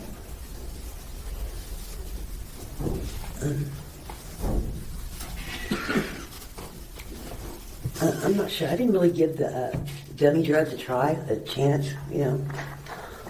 I really didn't. I didn't give it a chance. Well, Ms. Warner, you had stated that you felt that you were at your wit's end, and that you couldn't do anything right. Did you ever attempt to take your own life? Yes, How did you do that? with heroin. Was it an intentional overdose? Yeah. Yes. And what happened after you had this overdose? They, I don't know. I was out, but I woke up in the hospital and left. Do you recall how old you were at the time? No, ma'am, I do not. I don't remember. I'm really terrible with dates, ages. Sorry. Was it before or after Tanner was born? After. Let's talk about Tanner for a moment, okay? Sure. Tanner's your son, is that right? Yes. Okay. Who's his father? Terry Horner. Was Terry Horner your husband as well? Yes, he was. Now, Ms. Horner, how did you two meet? In the bar I was working at, Sinbad at the time. Mm-hmm. Do you recall how old you were? 17, Do you recall how old he was? 29. Tell the jury about the night that you and Terry met. What was that like?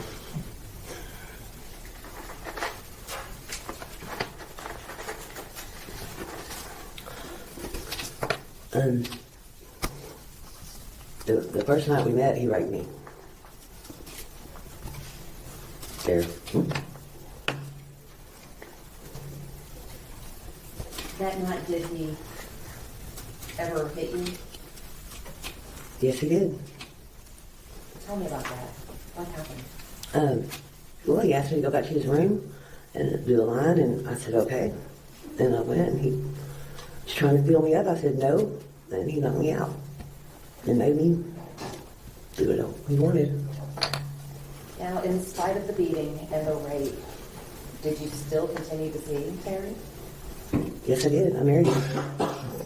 So even though he beat you and raped you the first night that y'all met, you still fell in love with him? It wasn't love. But yeah, I married him. Well, why do you say it wasn't love? I mean, it goes back to what I thought I was about. Well, how old were you when you married Terry Horner? 19. You told us that he had abused you before you got married. Did that abuse stop once you became his wife? It stopped after the first night. I mean, he never hit me again until when I decided to leave him. When you and Terry were married, did you ever do drugs together? Oh yeah, At what time? meth. And how often would y'all do drugs? Not much, not too many times. We had rent to pay. Did you and Terry ever separate? Once. Did you ever divorce? Once. Oh, are you officially divorced from him? Yes. No. Are you still married to Terry Horner? Yes, I am. He's deceased. I was just about to ask. Posthumously married. What happened to Terry? He got killed by a lady on a motorcycle. When did that happen? 2 years ago? Did that happen while Tanner was still in jail? Yes. I want to talk to you a little bit about your life before Terry and before your pregnancy with Tanner. Had you been pregnant before your pregnancy with Tanner? Mm-mm. Had you ever been pregnant? Was Tanner your first pregnancy? No, he wasn't. How many times before had you been pregnant?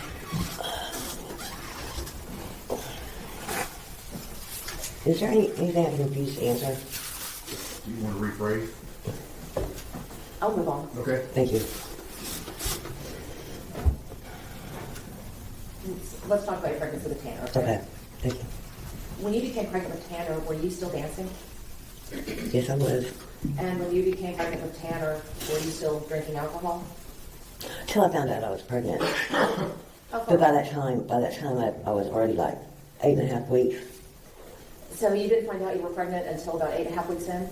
Yes, ma'am. And during that 8.5 weeks, you drank on a regular basis? Yes, I was. How often would you drink? I drank pretty heavily. Enough to get cirrhosis. You currently have cirrhosis? Yes, I do. Once you learned that you were pregnant, did you stop drinking? Yes. And why did you stop drinking when you found out? Because I wanted my baby to be healthy. Now, before learning you were pregnant, did you smoke cigarettes? Yes. After you discovered you were pregnant with Tanner, did you stop smoking cigarettes? No. What about marijuana? Did you continue to smoke marijuana throughout your pregnancy? You know, I did a little bit because I was throwing up every day, and it helped. It helped with the morning sickness? It really did. And I hate to say that, but I did. Before learning that you were pregnant with Tanner, did you continue to use other drugs? No. So at the time that you found out you were pregnant, you were just smoking marijuana and drinking? Oh, no. Before I found out I was pregnant, So during that about 8 to 9 week period. I was doing everything. And what do you mean by everything? I mean, anything I can get my hands on. I mean, I didn't go out looking for it, but it was always coming into the club. And, it's not a good lifestyle. It's not. But I did try to stop whenever I found out I was pregnant.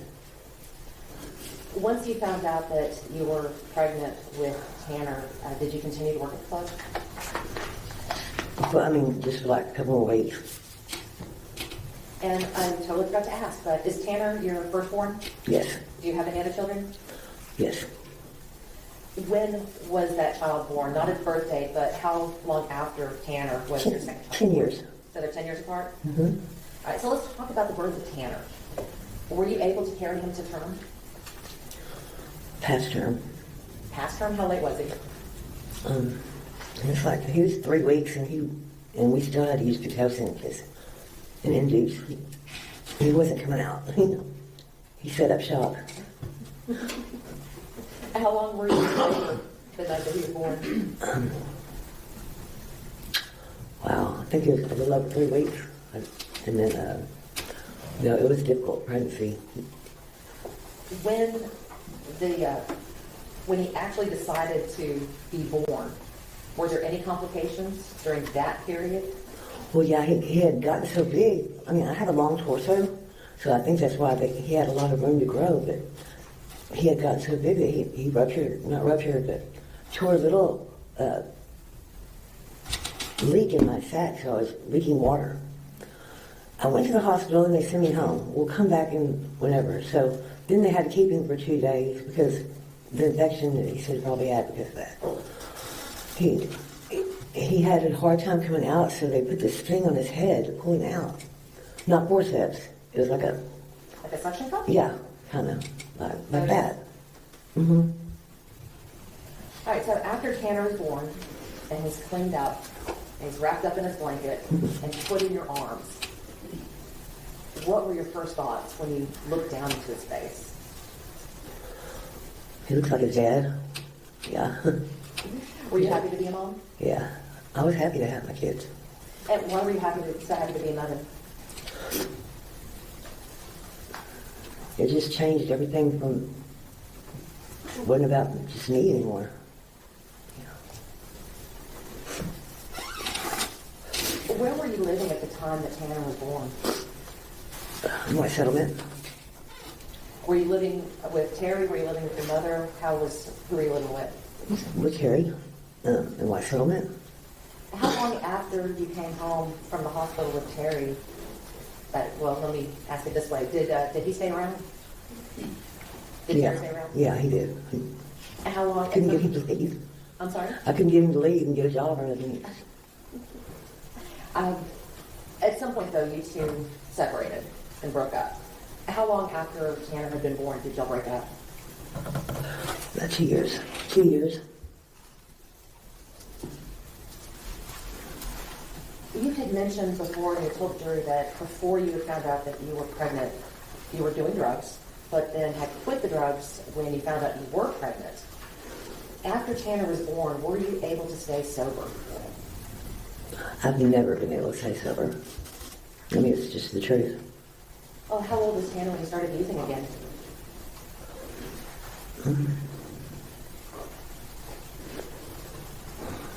This is embarrassing. It really is. I'm sorry. Probably about 2. What made you go back to using? I don't know. When you went back, were you using the same kind of drugs, the heroin and the meth and the I meth? hadn't started heroin. You hadn't started Yeah, heroin no. yet? Okay. So was it just the meth and the marijuana and the drinking? Yes. Cocaine. Did your drug use increase over time? Yes. Were you able to keep a job? No. And do you think that was because of the drugs? Yes. Had you ever lost a job because of your drug use? No. I can never keep a job. I think my bipolar has a lot to do with it. I don't know why I can't.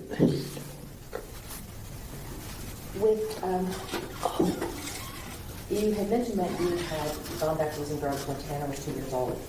Do you know if he ever saw you using drugs? Yeah, he did. Tell me about that. It was sad. I nodded out one time on the toilet. I was just like, I wasn't using the bathroom or anything. I had done what I was doing. And I just nodded out. And Tanner came in. He was just a little guy. And he thought I was dead. He went in there and he told Mom, Mom is dead. And How did it make you feel? terrible. It's terrible. Do you think your drug use at that time affected your ability to be a mother to Tanner? There were several times when I knew I was out of control. Have you ever been arrested because of your drug use? Yes. What were you arrested for? Drugs, prostitution. Just about no violent crimes. I've never victimized anybody. You mentioned that you were arrested for prostitution. Mm-hmm. How many times have you been arrested for that? I don't remember. Quite a few. Did you ever go to prison behind any of the drug charges? Yes, I did. Before going to prison, were you offered the ability to do any sort of rehab? Yeah, Judge, I went to Azewell and Judge Carr put me in the Green Light Ministries. I piloted that program, actually. I'm sorry? I piloted that program. It was for women with mental health issues that want to get out of that way of life. So tell me more about that. What was Green Light about? What was it like? It gave you a foothold and tried to get you started on a clean life. It was really a good program. Did you complete the program? No, I fell in love again and I quit. While you were at the program, was that an inpatient or an outpatient? It was residential. Were you able to have Tanner there with you? Yes. Well, he visited there Where was he living when you were at Green Light Ministries? in Lake Worth, Lakeside. And who was he living with? My mom. Were there any other rehab facilities that you went to? Nexus. First Choice. I went to all of them. So let's talk about First Choice. When you were with at First Choice, was that a residential program as well? Yes, ma'am. Were you able to bring Tanner with you? Yes, ma'am. At this time, was your other child born? The first time he wasn't. The second time he was.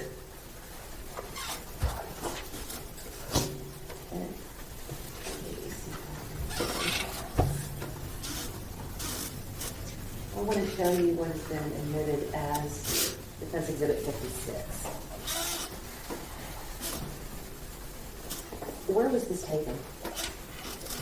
It's like Nexus. At the Nexus?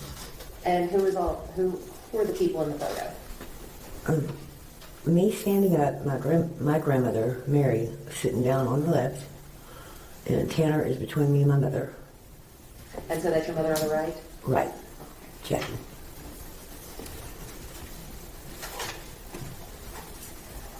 Ms. Warner, were you ever able to, in spite of all the times that you went to rehab, were you ever able to stay clean?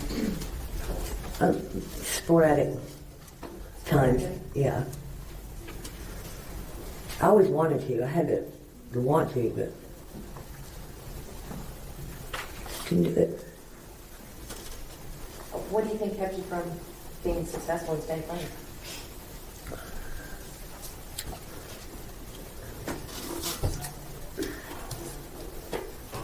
I'm hard-headed, and I really am. And I don't take suggestions like I should.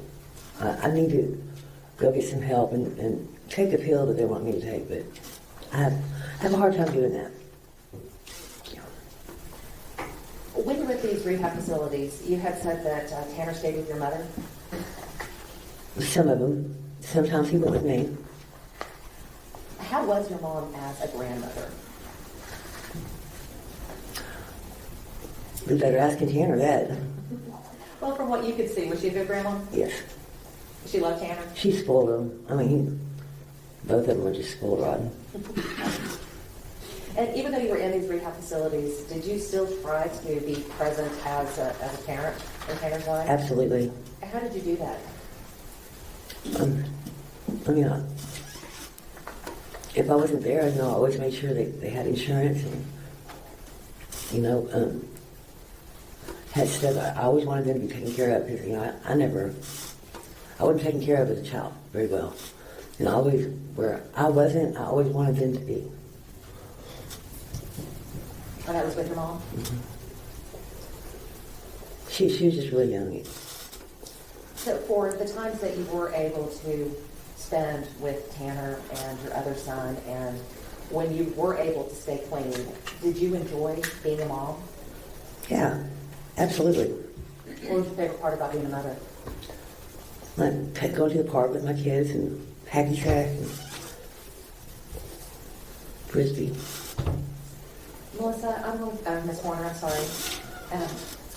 I want to show you what has been offered as Defense Exhibit 57. Who is this? It's me and Tanner.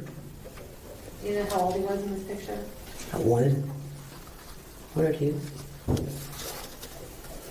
Let's look at Defense Exhibit number 58. Who is this? That's Tanner. Do you know how old he is in this picture? About 3.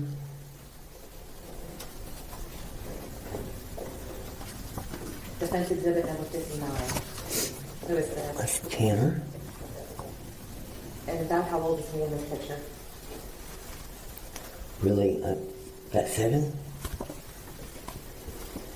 And what about Defense Exhibit number 60? Is that also Tanner? Yes. Know about how old he is there? 13. Next. Now we have Defense Exhibit number 61. Can you describe what's going on in this picture? I'm giving him sugars, and my other son is watching. You mentioned your other son. Was Tanner excited to be a big brother?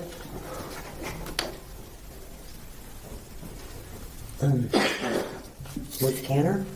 Yeah. I don't know. I think he was a little jealous, actually. As most big brothers and big siblings are. Yeah, I was lucky enough to be the baby, so. yeah. We talked about your rehab, we talked about your drug use, we talked about your mental health. I want to talk to you a little bit about your physical health. You had said that you had the neck surgery, but other than that, has your drug use caused you to have any other medical problems? Cirrhosis? For sure. Yeah. Were you, anything else? Have you recently been in the hospital for anything? Or have you had to go to the hospital for an extended period of time? Yeah, because of my neck. I was in there for 7 weeks.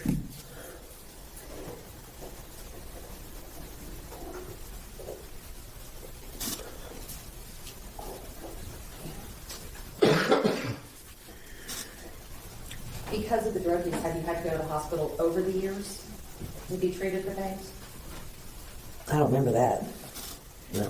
Have you ever left the hospital against medical advice? Oh, yeah. Why's that? Probably because of pain management. Tell me more about that. What do you mean you left the hospital because of pain management? Well, you know how they are with opioids, you know, and they won't. That's what helps my pain, and they have a thing about that now. When you left the hospital against medical advice, was it to go get opioids? Yes. And by opioids, do you mean heroin? Yes. Do you know about how many times you left the hospital in order to get heroin? Like once, I think. And Ms. Warner, I want to switch gears again, and I want to talk a little bit about Tanner as a child, okay? And please, I know that you're in pain. Do you let me know when you need a break, okay? Okay. When Tanner was a child, did you ever notice anything about him that made you feel that he was, I don't know, different from other children? Yes. Yes. What kinds of things did you notice? He didn't get along with, I mean, he wanted to get along with people, but they just weren't interested in having conversations with him. Having him around, it was sad to watch. Very sad. I didn't like him at all. How old was he when you first started to notice these things? Probably when he started school. Did any of this cause you any concern? Oh, so sad to watch. What types of things did you see? I mean, he wouldn't say things like they did. He didn't talk the way they did. And it isn't like I could hear what they're saying, but you can tell by looking at their faces, they're like, I mean, he didn't know how to talk to them the way. Did you see him having this trouble with Yes. other people? How did it make you feel when you saw your son having such difficulty interacting with children his own age? I wanted to go get him help, see what's wrong. Did you go get him help? Yes, I did. What did you do? I took him over here to the Child Study Center, and I think they rigorously tested him for about 6 weeks, I think. And After they tested him, were they able to come up with a diagnosis? Asperger's syndrome. Did he have any other medical diagnoses during his childhood? Well, they would call it, they kept telling me it was ADHD, but it wasn't. They're always trying to treat him for something he didn't have. And the medicine would always change him and make him something he wasn't. With the diagnoses that he received, did you try to get Tanner services? Yeah. What kind of services did you try to get him? Well, because he was struggling in school, and I didn't want him to lead like I did. And I would go to our meetings, and we set up a classroom, the classroom to where it was more of a learning experience for him. Were you able to get him any Social Security benefits? Yes. Your Honor, may we approach? Yes.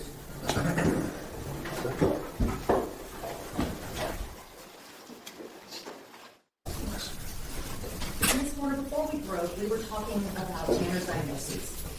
One of those diagnoses that you had mentioned was Asperger's. Did you ever see Tanner have any, I guess what I'm going to use is meltdowns when he was younger? Yes. How often did these meltdowns occur? It would depend on whether he could get his point across. Mm-hmm. He was having trouble communicating. Were the meltdowns his way of communicating? No, when he couldn't communicate. It was just my personal feeling. When he was having trouble communicating, he would meltdown. Let's talk some more about these meltdowns. When did you first notice Tanner having these meltdowns?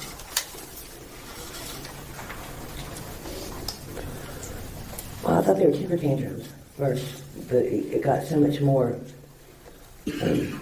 violent.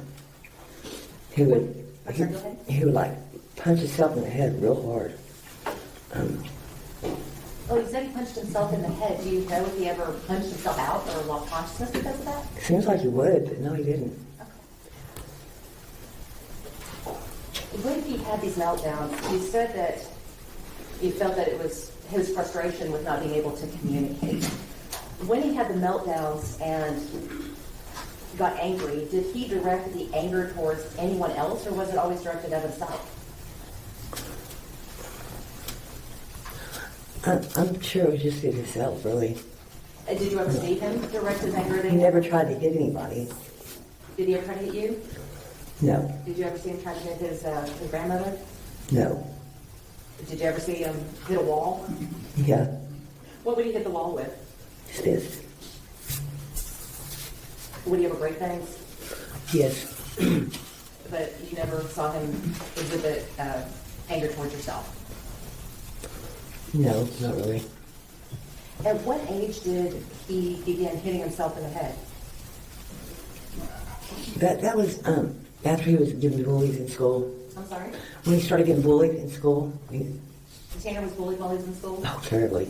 Did you ever see any of the bullying happen? No, I would want to go up there and save him, but he would never let me. He would never let me go up there.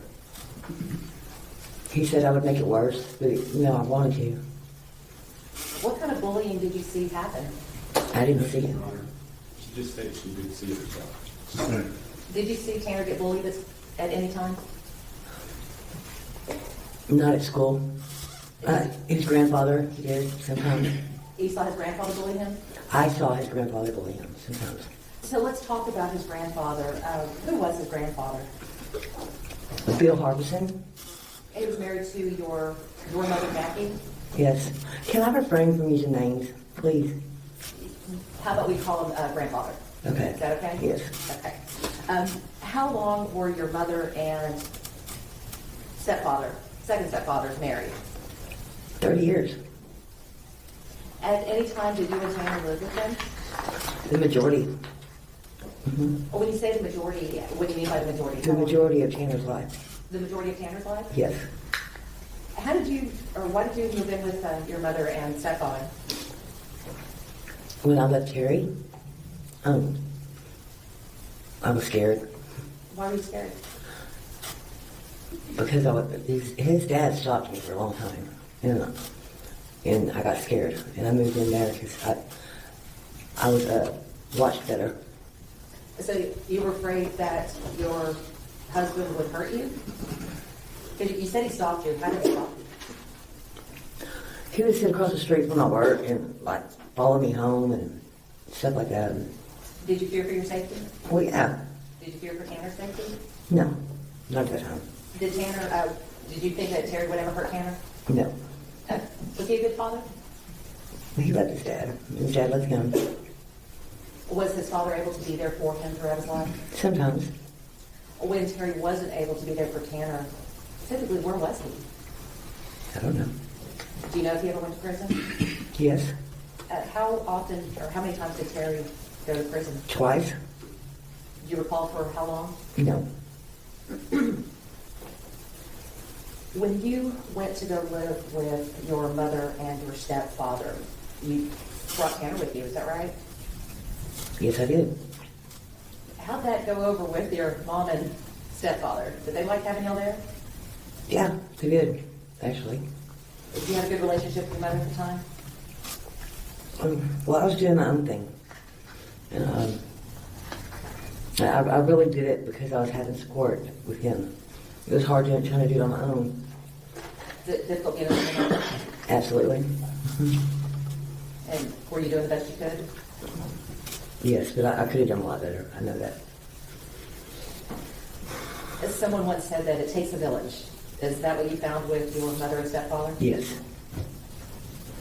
So let's talk about your relationship with your stepfather. Which one? With the most recent one. Okay. When you were living with your mother and the stepfather, when Okay. Tanner was born. Is it okay if I call him Mr. Harbison? Without using first names? Just, yeah, go ahead. Okay. And whatever makes you more comfortable, I will address him whichever way. Go ahead. Okay. With, how was your relationship with Mr. Harbison?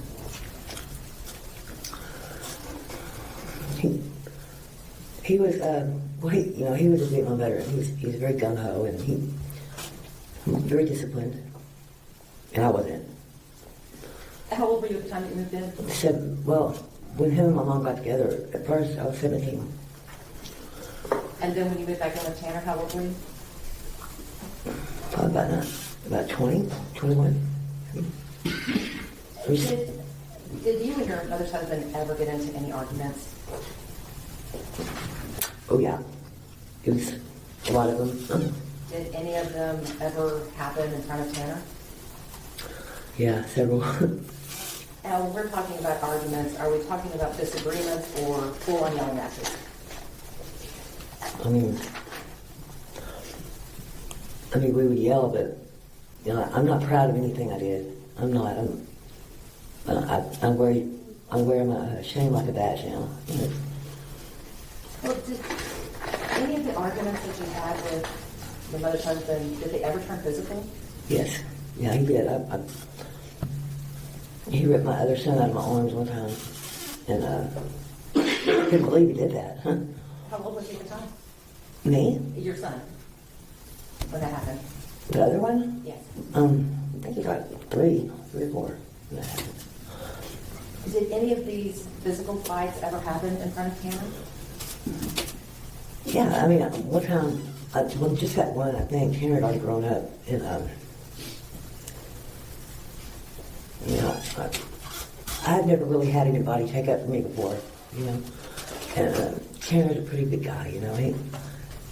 Then he was growing, and Bill tackled me in the front yard, and he started to put his fingers in my eyes like that because he was mad at me, and he wasn't going to do that. All of a sudden, I feel Bill was pretty stout, and I feel you just get lifted off of me. I looked up at Tanner and picked him up, and picked him off of me.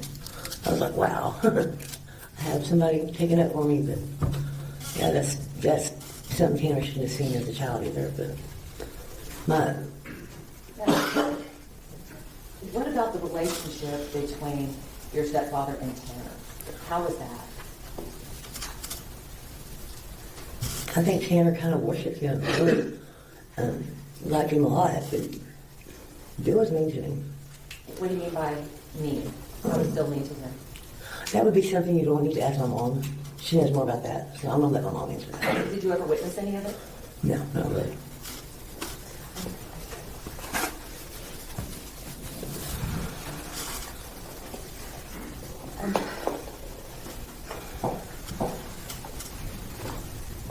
Melissa, are you a grandmother? Yes, I am. How many grandchildren do you have? Just one. And who is that? Well, we're not going to say names. Yeah, please, huh? Is it a granddaughter or grandson? Grandson? How old is your grandson? Almost 4. Where's 4? Who is the father of your grandson? Tanner. Were you around when Tanner learned that he was going to be a father? Yes. How did you react when you learned that he was going to be that? He was very excited. And were you around when your grandson was born? Yeah, I was around. How did Tanner react when his son was born? He's just happy. I mean, everybody is when their babies are born. Based on your observations of Tanner and his son, did he look like he enjoyed being a father? He was a new father, you know, he'd never had a kid before, so he was scared. It scared him, you know. He was scared. What do you mean by scared?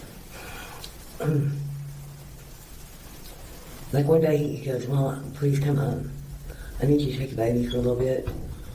He was scared, I think, of hurting the baby.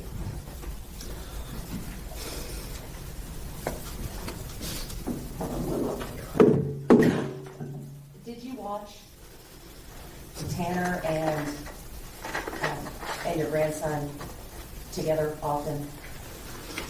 No, I didn't get to see him very much because all this happened. Were there times when you did get to spend with your grandson? I got to spend a few days with him. Your Honor, I'd like to publish what has been admitted as defense exhibit number, I believe it was 58? 54, I'm sorry. Defense exhibit number 54. All right.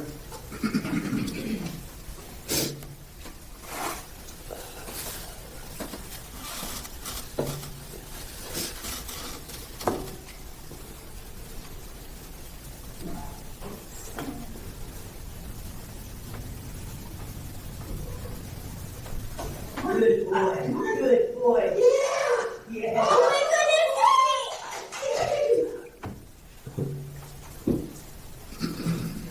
Melissa, what did we just see a picture or a video of? His first steps. Was that you also in the video? Yes. I think Cassie was taking the picture. Who is Cassie? Sorry. His ex-girlfriend. Were Tanner and Cassie living together when this video was taken? Yes. At any time did Tanner and Cassie live in the same house with you or the same residence as you and your mom? Behind the residence. Yes. Did you have the opportunity to observe the relationship? Not really, no. He was working most of the time. And she had the baby, or the mom did. Now, leading up to November the 30th of 2022, do you know whether Cassie and Tanner had been having any problems in the relationship? Oh yeah, Tanner before that, not long before that, actually, Tanner came up to me almost in tears. He said, "Mom, I don't know what to do. She's spending my money faster than I can make it." Without going into what Tanner may have said, did he have other concerns about the relationship? Not really. I mean, he wanted them to be together, but he didn't want. I don't think he felt like he could keep up with it, with the whole thing. Yeah, you've known Tanner all of his life. Did the issues with Cassie and the finances, based on your observations, did that appear to cause him distress or stress? Yes, he had finally found a girl to stay with, that would stay with him. And he really wanted to keep her, So he was treated pretty bad. Ms. Warner, I want to talk to you about the incident itself, the reason why we are here today. You understand that your son has pled guilty to kidnapping and killing Athena Strand, right? Yes. And you know some of the facts and information surrounding what may have occurred during the incident. Is that right? Yes. Knowing that he pled guilty to this, are you angry with him? I'm so mad at him. I want to just tear his ass up.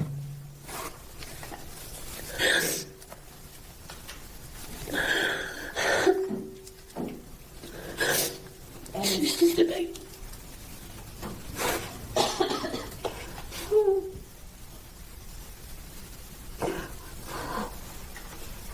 Ms. Warner, in spite of everything that you know about this case, do you still love your son? Of course I love my son. I don't love who did that, though. I don't know who that was. Okay, yes, Your Honor. You okay? Can you take a few minutes? I need to go back in just for a second. No, we're talking about the room. We'll call you right back.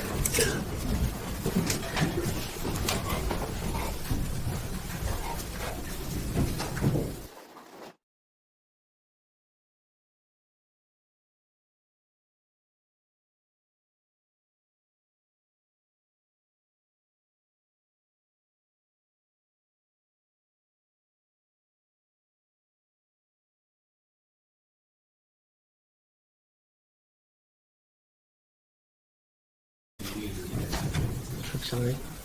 I'm so sorry. Back in February of last year, 2025, you were in the hospital, correct? Yes, it was. And at that time, did Ms. Anderson, the defense attorney, and myself do what's called a deposition, where we ask you some questions, kind of like we're doing here in court? Yes. You remember that, right? Yes. And so I just want to say, I kind of know you a little bit more than just from what you said here today, because we spent several hours talking at that time, correct? Yes.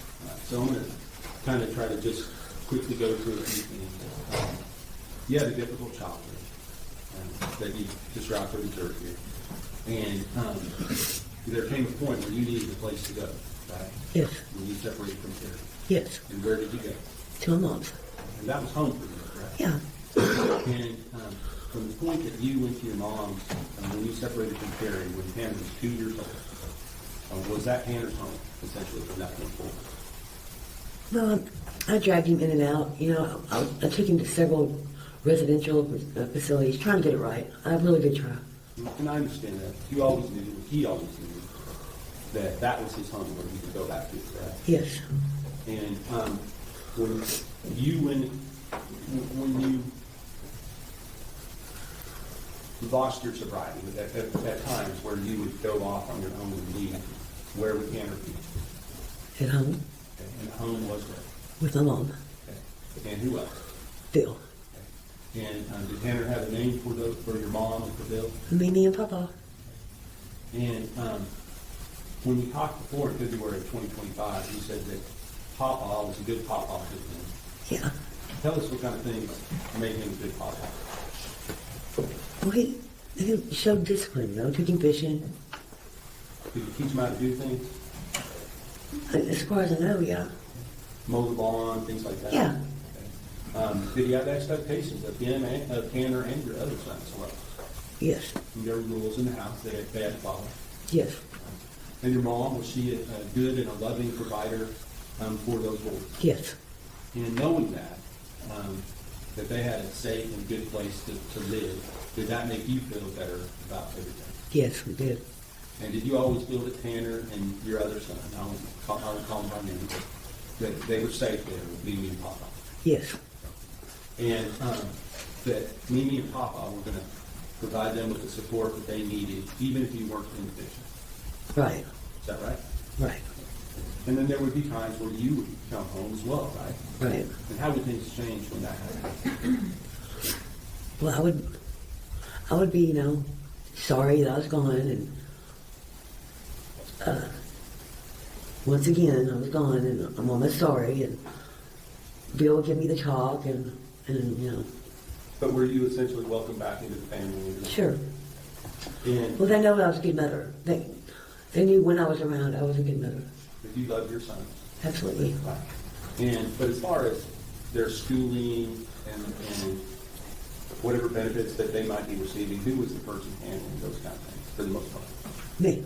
You? Me. Okay, so who would be handling it when you were not there? No, my mother, I would get the insurance for him because my mother was working at the time, she couldn't, and we and the boys were staying behind, so in the back, so it would work out like that. And with regard to the time that all this went down, you were living there. Bill had passed away some time ago, correct? Yeah, Papa. about 4 years ago. Papa had passed away. When was that? About 4 years ago. And after that, were you living there with your mom in the house? Yes, And was your other son also in the house? yes. Can we not talk about him, please? I'm not going to. He doesn't want me to talk about him. Okay, I understand. But as far as the people that were living in the house, it was the three of you. And where was Tanner living? In the back. And do you call that the shed? What do you call it? Bedroom? The pigsty. Or big side? Yeah. Why do you call it big side? Because he doesn't know how to clean it. Terrible cleaner. But has, over the years, that place has been cleaned and then made dirty again? Yeah. I mean, I would go back there and do what I could, but it would get so trashed so fast. I don't know. Understood. So let's talk about Tanner and his, what the things that he did. Was Tanner, did he graduate from high school? Yes. Was he into music? Oh, yeah. That's his thing. Did he play musical instruments? Yeah, he plays everything. Guitar? Yeah, if he picks up an instrument, he can master it. Does he sing? No. Does he try to sing? He tries to sing. Does he play keyboard? Yeah. Does he mix his own music on the computer? Yeah, he's pretty good. Does he play like video games? No. So he had interests similar to other people, correct? Right. Now let's talk about in high school. Did he participate in the wrestling team? Yes, he did. Did you go watch him do that? Yeah, I only went to twice. When he was little, did he play in little league games, things like Yes, that? he did. So he was able to be on a team and participate, just like the other teams, correct? Well, I mean, he tried. Well, he was part of the team, right? Yeah, it didn't last long, though, but he tried. And I always told him as long as he tried. And when they did the practice for the bands, did they do it often at your house or back at Tanner's room behind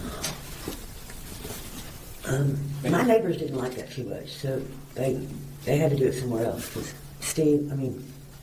my neighbors didn't like that. But Tanner was a part of several different bands, do you agree? Yes. So in that respect, he was working with other young men, same age as himself or around that age? So they got. Did you ever Yeah. did you ever express any concerns other than just the loudness of the music about what was going on back there during the band practice? What was going on back? I don't know what was going on back there. I don't. Let me ask you. I'm going to talk to you about this particular case.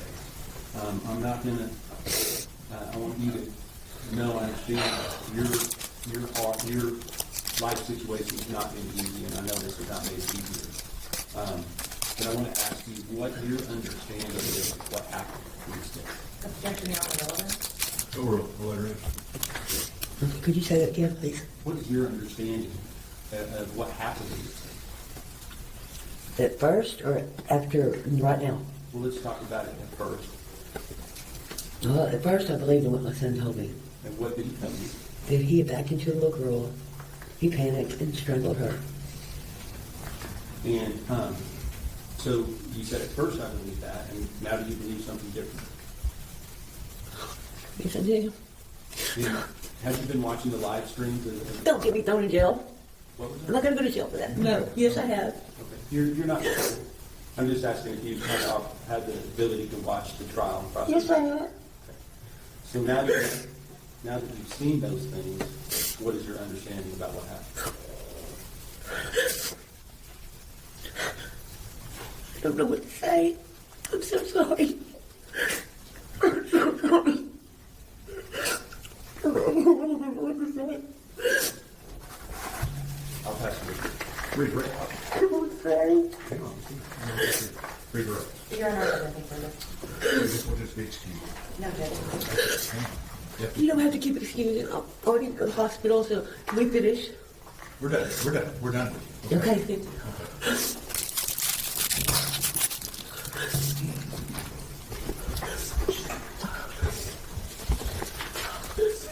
So sorry.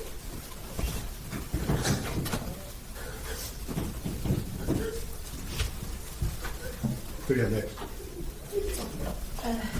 We have Donna. Okay. I think the next, is she back here or out there? I believe she is in the back. I will check. Yes, thank you. Donna.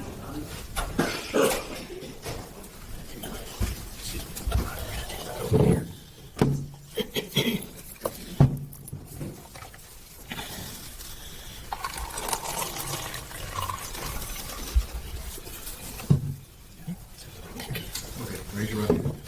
Solemnly swear our firm testimony given this cause is the truth, whole truth, and nothing but the truth, so help you God. Yes, sir. Okay. There's a rule of evidence in this case, says you can't be in court unless you're testifying.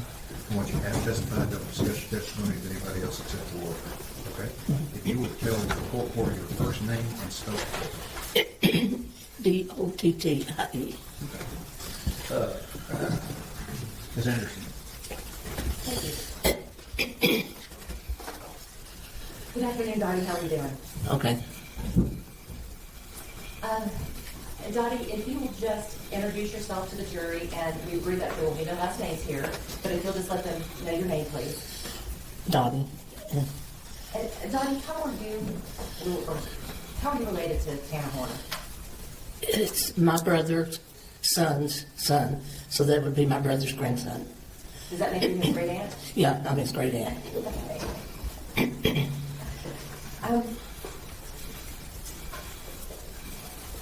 I want to talk to you a little bit about your family, okay? You said that Tanner is your brother's grandson. Who is your brother? Elmer Horner. And obviously Elmer had some kids. Yeah, yes, And one of those children was the father of Tanner Horner. yes. What was his name? Terry Lynn. All right. I want to talk a little bit about Terry. Now, you said that Terry is your nephew? Yes. Okay. And his parents were Elmer Horner, and who was his mother? Shirley. Shirley. Okay. No, Janet. Janet. Okay. So let's talk a little bit about Elmer and Janet. Did Elmer and Janet stay married? His sister was 9 months old when they got separated. When they divorced, where did Terry go? Terry was pushed here, yonder, and yay. He had no home. He had no home.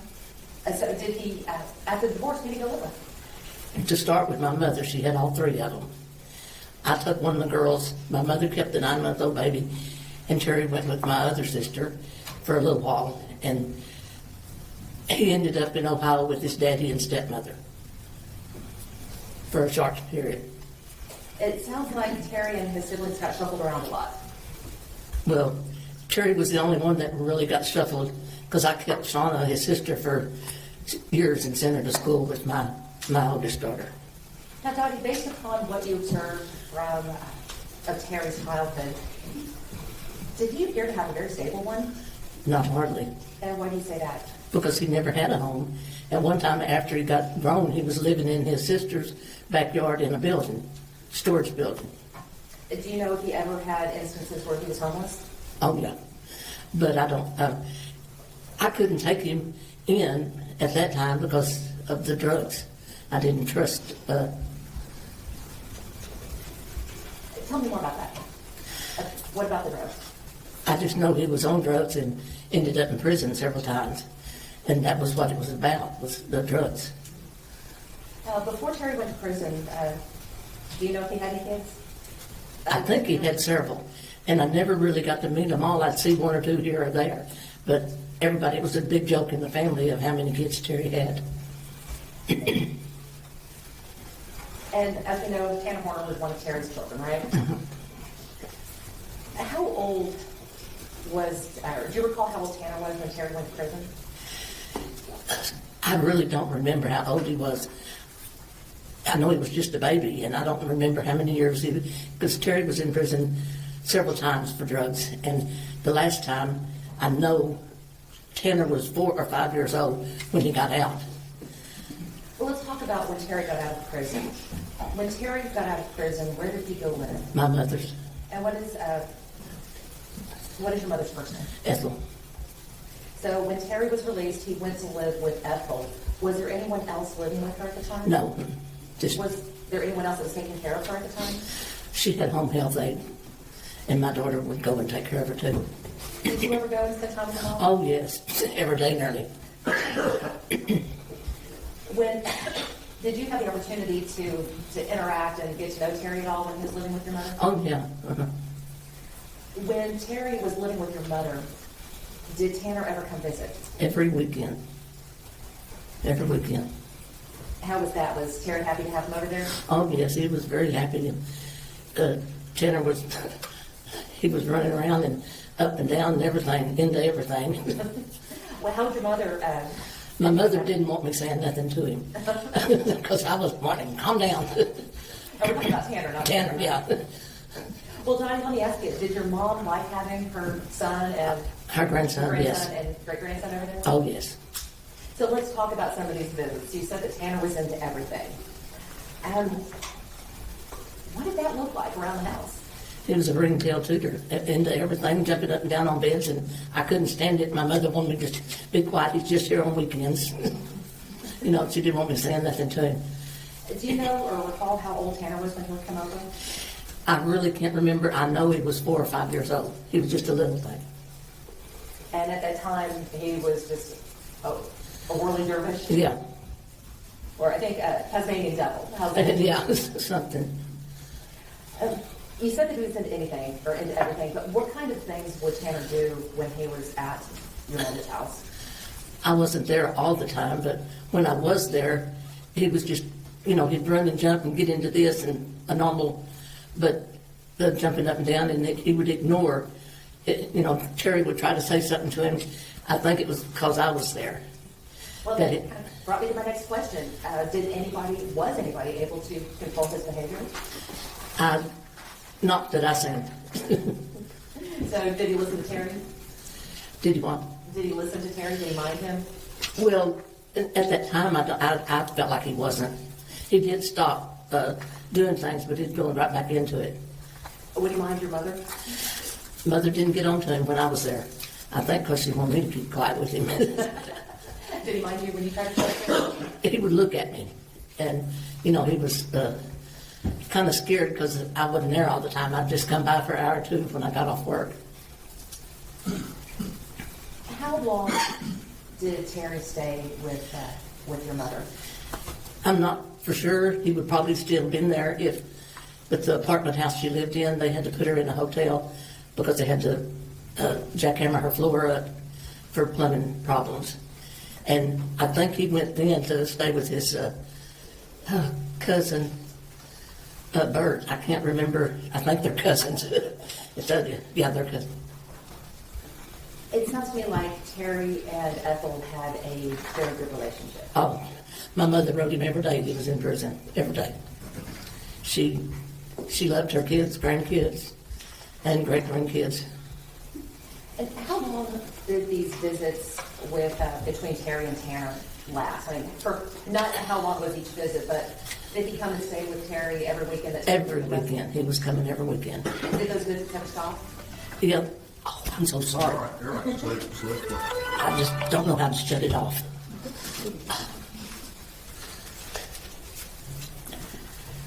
How long did, I'm sorry. I can ask the question again. How long did Terry live with Ethel? I'm not for sure how long, but as long as, she was there. And I guess then is when Bert said he could come out there. And did Tanner go every weekend that he lived with Ethel? Oh, yeah. Mhm. Did the visits between Terry and Tanner ever stop? Not while he lived there. Well, one weekend, yes, because the mother wouldn't.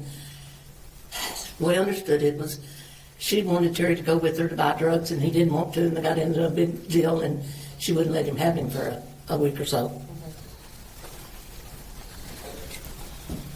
Based upon what you observed between Terry and Tanner, did Terry appear to love his son? Oh, yes, yes. I know that he did. He really did. What makes you say that? Because of the way he acted with him.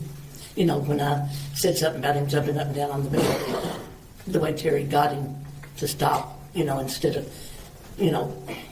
I would have swatted him, but not Terry, not with the, he really cared and knew that he'd been gone out of his life and he wanted to be back in his life.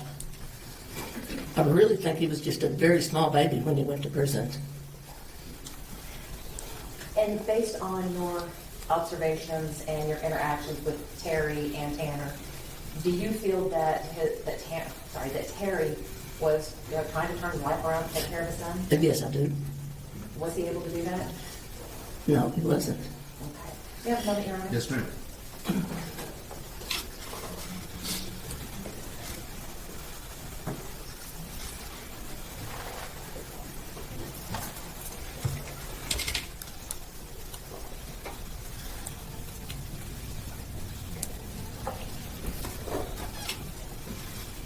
I have nothing further, Your Honor.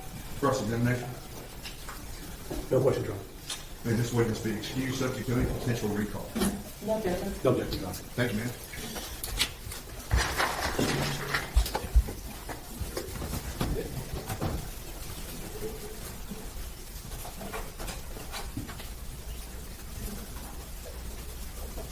I need to visit with the lawyers for a few minutes, okay?